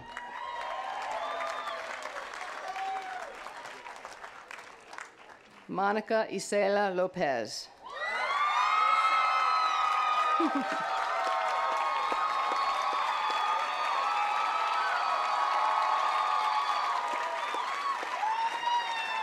Ureli Lopez.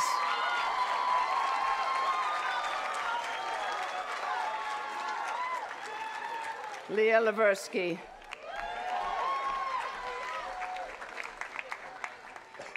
Kevin Robert Ludlam.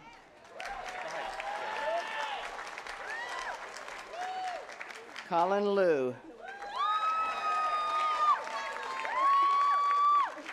Robert Philip Lutz.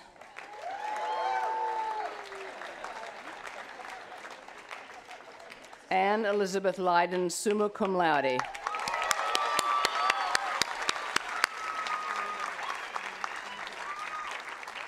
Minier Ophelia Ma.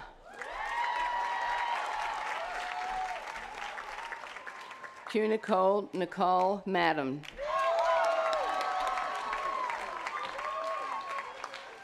Phoebe Germaine Maddox. Colin Campbell Majev.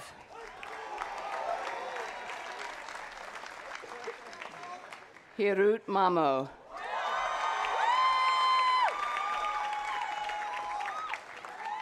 Kyra Janice Martin.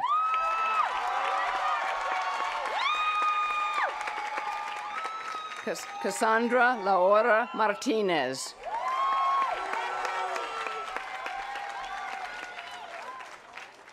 Johann Sebastian Martinez.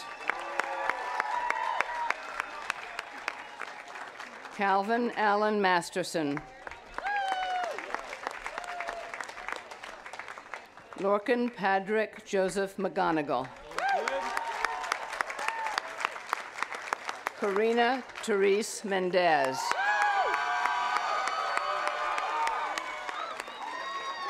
Anna Kathleen Miller. Jennifer Louise Miner. Colin Ross Mitchell.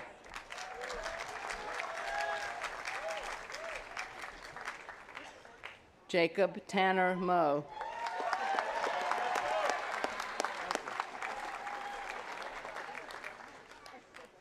Daniel Everett Murner, summa cum laude.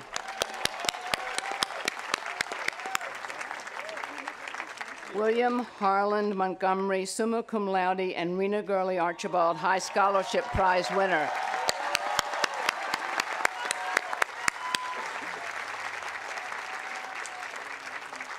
Thomas Christopher Mooney Myers.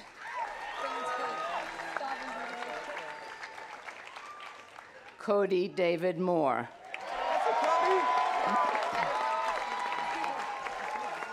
Michael Forrest Moyer. Claire Mackenzie Miller.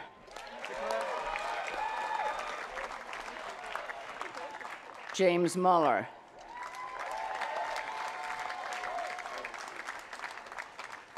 Mary-Ange Munyamana.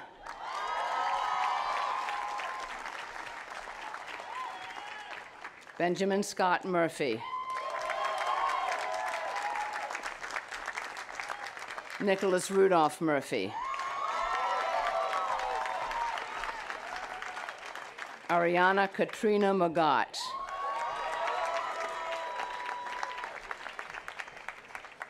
Daniel Riyad Nasri.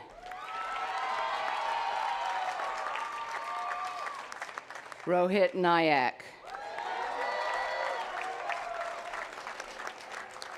Samira Ann Nedungadi. Sarah Elizabeth Knoll. Joshua Gray Namkin.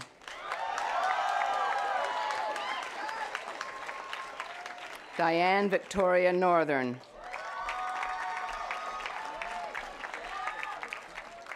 Sandra Ofori.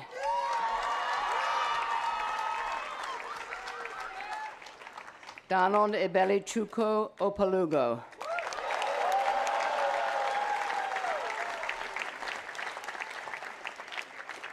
Sarah Rose Olson.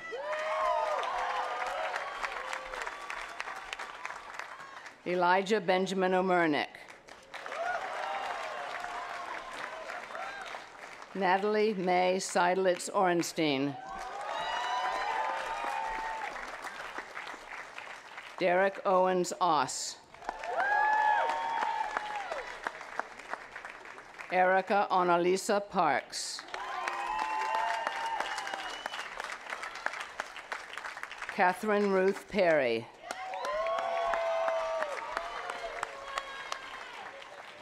Teresa Ann Pfister.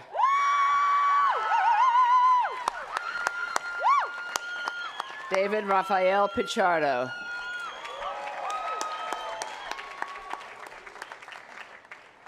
Julia Gabrielle Pitkin.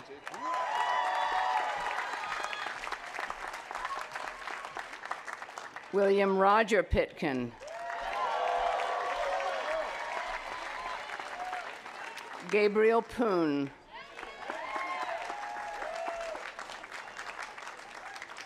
Courtney Madeline Powers. Kevin Michael Prescott. Joshua Maxwell Propp. Lynn Chu.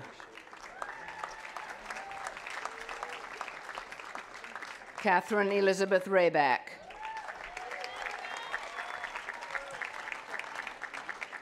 Jonah Radens Silverstein.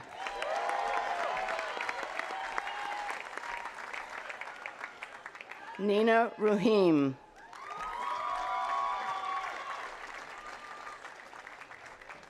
Jonathan Raphael Raymond. Andrea Ray. Ravindra Wayne Reddy.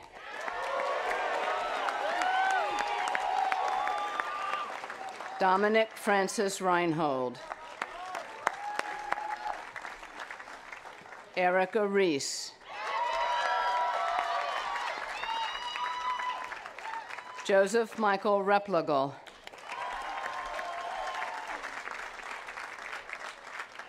Genesis Resendez.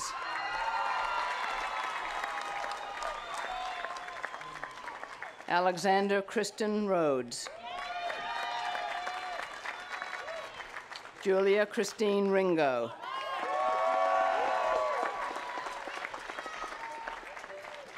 Eric Rios.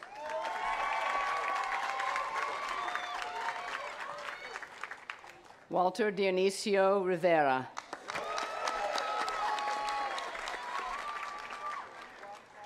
Joshua Josue Rodriguez. Evan Benjamin Willard Rowe. Angel de Jesus Rojo.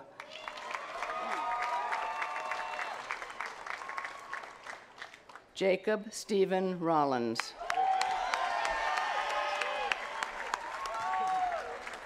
Joshua Harrison Rosenberg.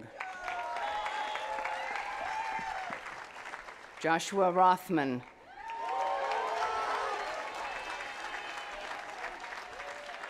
Claire Frances Ruberman.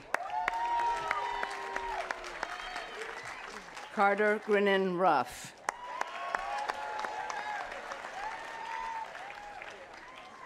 John Alexander Russell. Pedro Salinas. Francisco Martin Sanchez.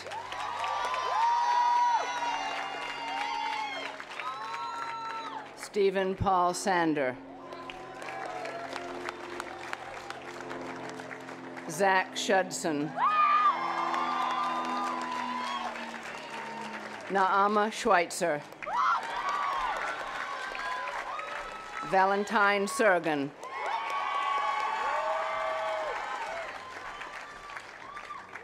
Meryl Alexis Seward. Brian Richard Shane. Julio Sharp Wasserman.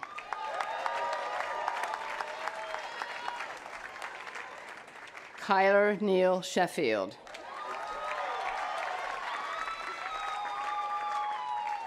Allison Rabinovich Sheres. Miriam Eve Schiffman.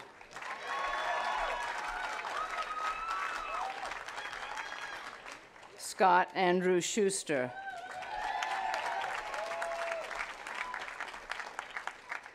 Elon Randall Small.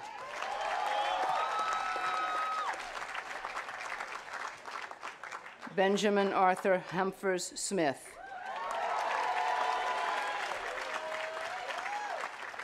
Ariel Janine Snag.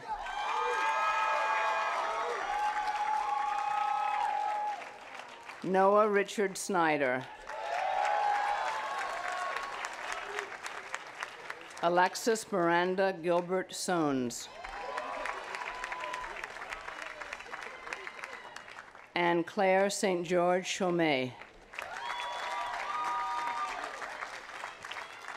Grant David Stafford. Guy Benjamin Stevens. Michael Stewart. Michael Ethan Stock Matthews. Erica Marie Storm. Emily Ann Sunderland. Akshata Suresh.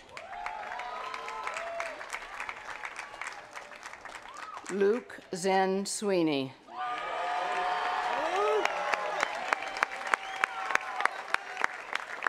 Alexis Naoko Takahashi.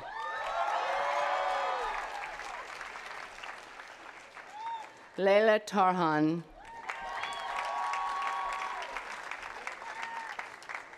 Amaru Tejeda.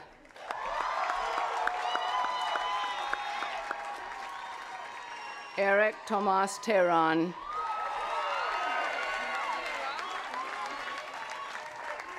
Roland Paul Thayer. Julia Hope Tychus. Aaron Lee Toothaker.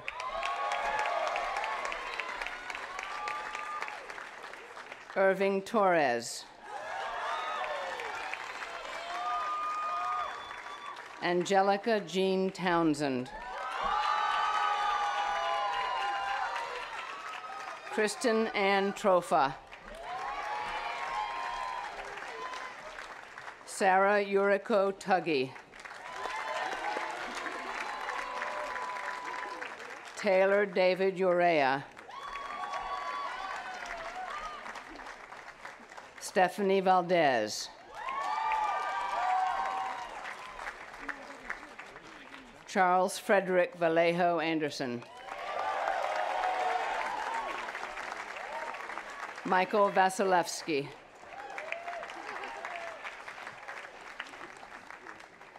Alejandra Desiree Vega.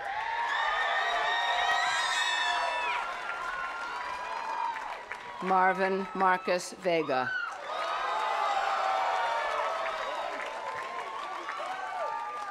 Jessica Irene Vincent.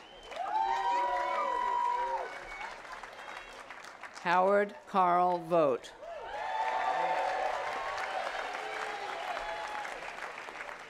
Ariel Vorman.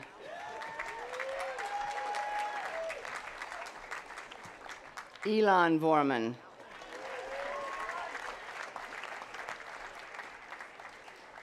Naomi Elizabeth Wagner, summa cum laude.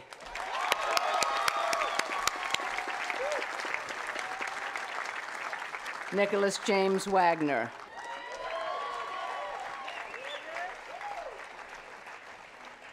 Juliet Marie Walker.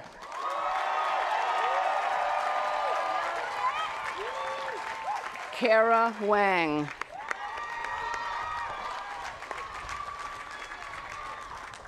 Kevin Wong. Sing Wong. Yuhei Wong.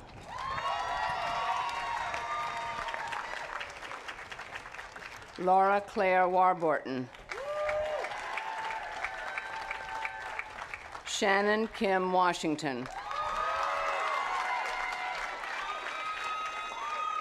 Jackson Moses Watts. Kyle David Weber. Jing Wen. Ryan Allen Wheeler. Samuel Charles Whitehead. Charlotte Hope Willens. Luke Adler Willert. Carson Clay Williams. Ryan Hoyne Wingate. Haley Jerome Winninghoff. Isabel Worley. Lucas Wrench.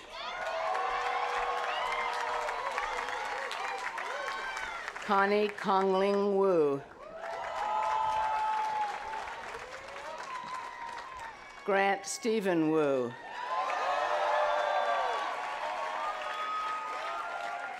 Shayla Nadine Wen.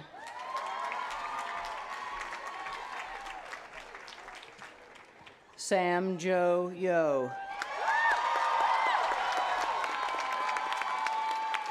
Rebecca Ann Yoda. Carolyn Haewon Voon. Emmy Young. Elaine Yu. Jessie June Yu. Claire Letice Yuan. Hannah Young. Layla Marie Zahedi. Claudia Barbara Zog. Ji Zen.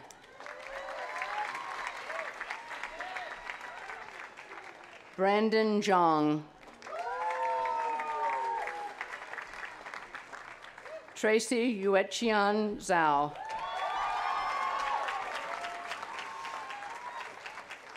Maria Zhu.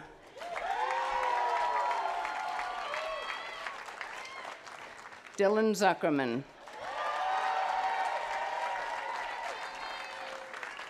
Lena Farah Zurek.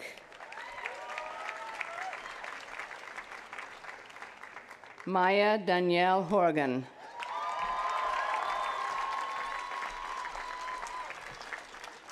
Catherine Elizabeth Bent.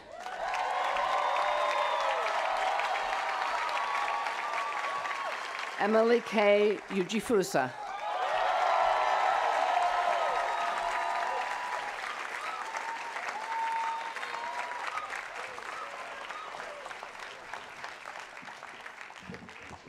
The class of 2013.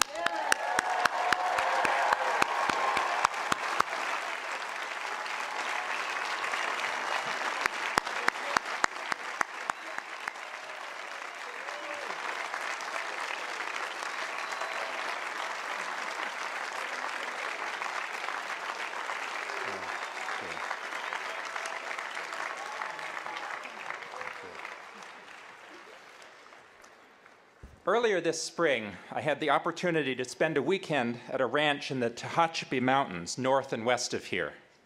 The highlight of that visit was seeing a pair of California condors flying together, gracefully matching each other's movements as they soared high in the sky on the afternoon thermals. Have you ever heard of these incredible birds? With a wingspan of 9 feet, they made the ravens and hawks up in the sky at the same time look as small as sparrows. As you may know, the condor, a relic of the Pleistocene era, is one of the most highly endangered species in California. The two that I saw were among the 200 or so now in the wild, each with a number on its wing so the population can be monitored and protected. Some 25 years ago, all the remaining wild condors were taken into zoos to begin a captive breeding program that has resulted in the released birds that can be seen today. Some would say that this bird, at the same time ungainly and elegant, is just not equipped to survive in the world of the 21st century, as habitat destruction and environmental change continue relentlessly. I thought of the condor with some irony as I read recently several dire warnings about the future of higher education, and specifically of liberal arts colleges like Pomona.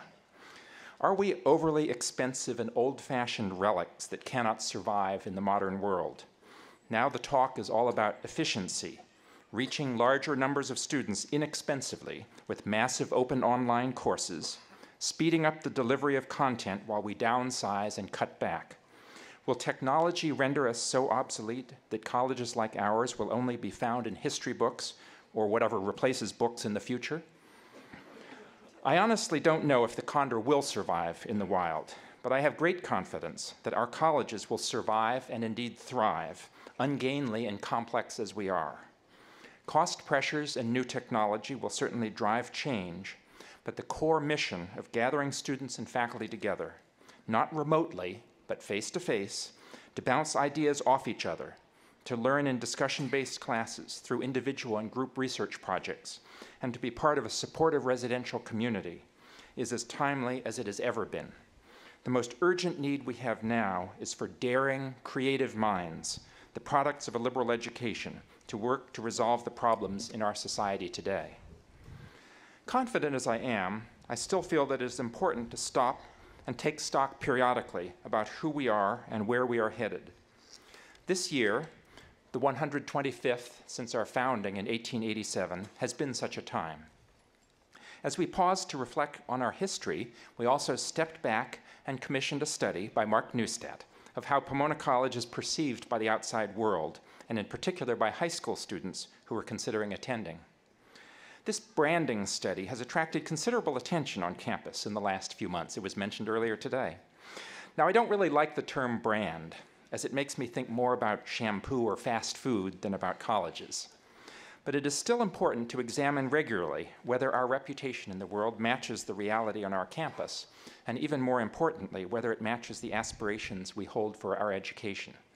The Neustadt study revealed some misalignments, areas where a message that we think is quite clear is not getting through. For example, most of us would describe the Pomona College experience as intense in a positive way, but what filters through to the outside world sometimes is one of relaxed ease in opulent surroundings. I was a little surprised at some of the strong reactions of students to this study, sometimes based on second or third-hand information on what it really showed. Some felt that we were trying to use marketing concepts to change the fundamental nature of our college, to turn us into a cutthroat and competitive institution. Some saw this as an attack on happiness itself. As a TSL columnist argued, a pleasant and cooperative undergraduate experience can be a better preparation for life than 4 years of grade grubbing and backstabbing. Just like a 5-year-old, I like being happy. I agree completely with her, and with one of my advisees who came to speak with me, concerned that we were trying to do away with happiness that she also found at Pomona College. Philosophers since Plato and Aristotle have been asking and trying to answer questions such as, what is happiness and what is the good life? I will not try to develop new answers in the few minutes available to me today, but I would like to make the simple observation that happiness at Pomona College, and I hope in your lives as Pomona alumni, is and must be an intense, even driven kind of happiness. It's not a condition of being satisfied with things as they are. The world has too many challenges that cannot be ignored. At Pomona College, happiness is exemplified by Randy Draper and those who work in the Draper Center, individuals who are not content to sit back and relax, but who find joy and happiness by struggling with difficult issues, working in partnership with the communities around us to build ever deeper connections. As you graduate today, it's an appropriate time for each of you to pause and reflect on the alignment between your aspirations and your future plans. Will you use your education to make a difference? Your lives will, I hope, be filled with happiness in its many dimensions, with fun and love and the satisfaction of attacking hard and even seemingly intractable problems. Let me close, not as I began with condors wheeling high in the sky, but with a down-to-earth image of happiness at Pomona College, based on creativity, hard work, and community building, from a member of your class of 2013, Juliet Walker. As part of her senior art project, As part of her senior art project, Juliet made a series of 373 cups, one for each member of your class, and invited all of you to come together to pick out your own. I find this an inspiring project, and I encourage you to take your cups with you and keep them as symbols of the creativity, the hard work, and the community building that exemplify the happiness that I hope each of you has found in different ways at Pomona College. Congratulations to all of you.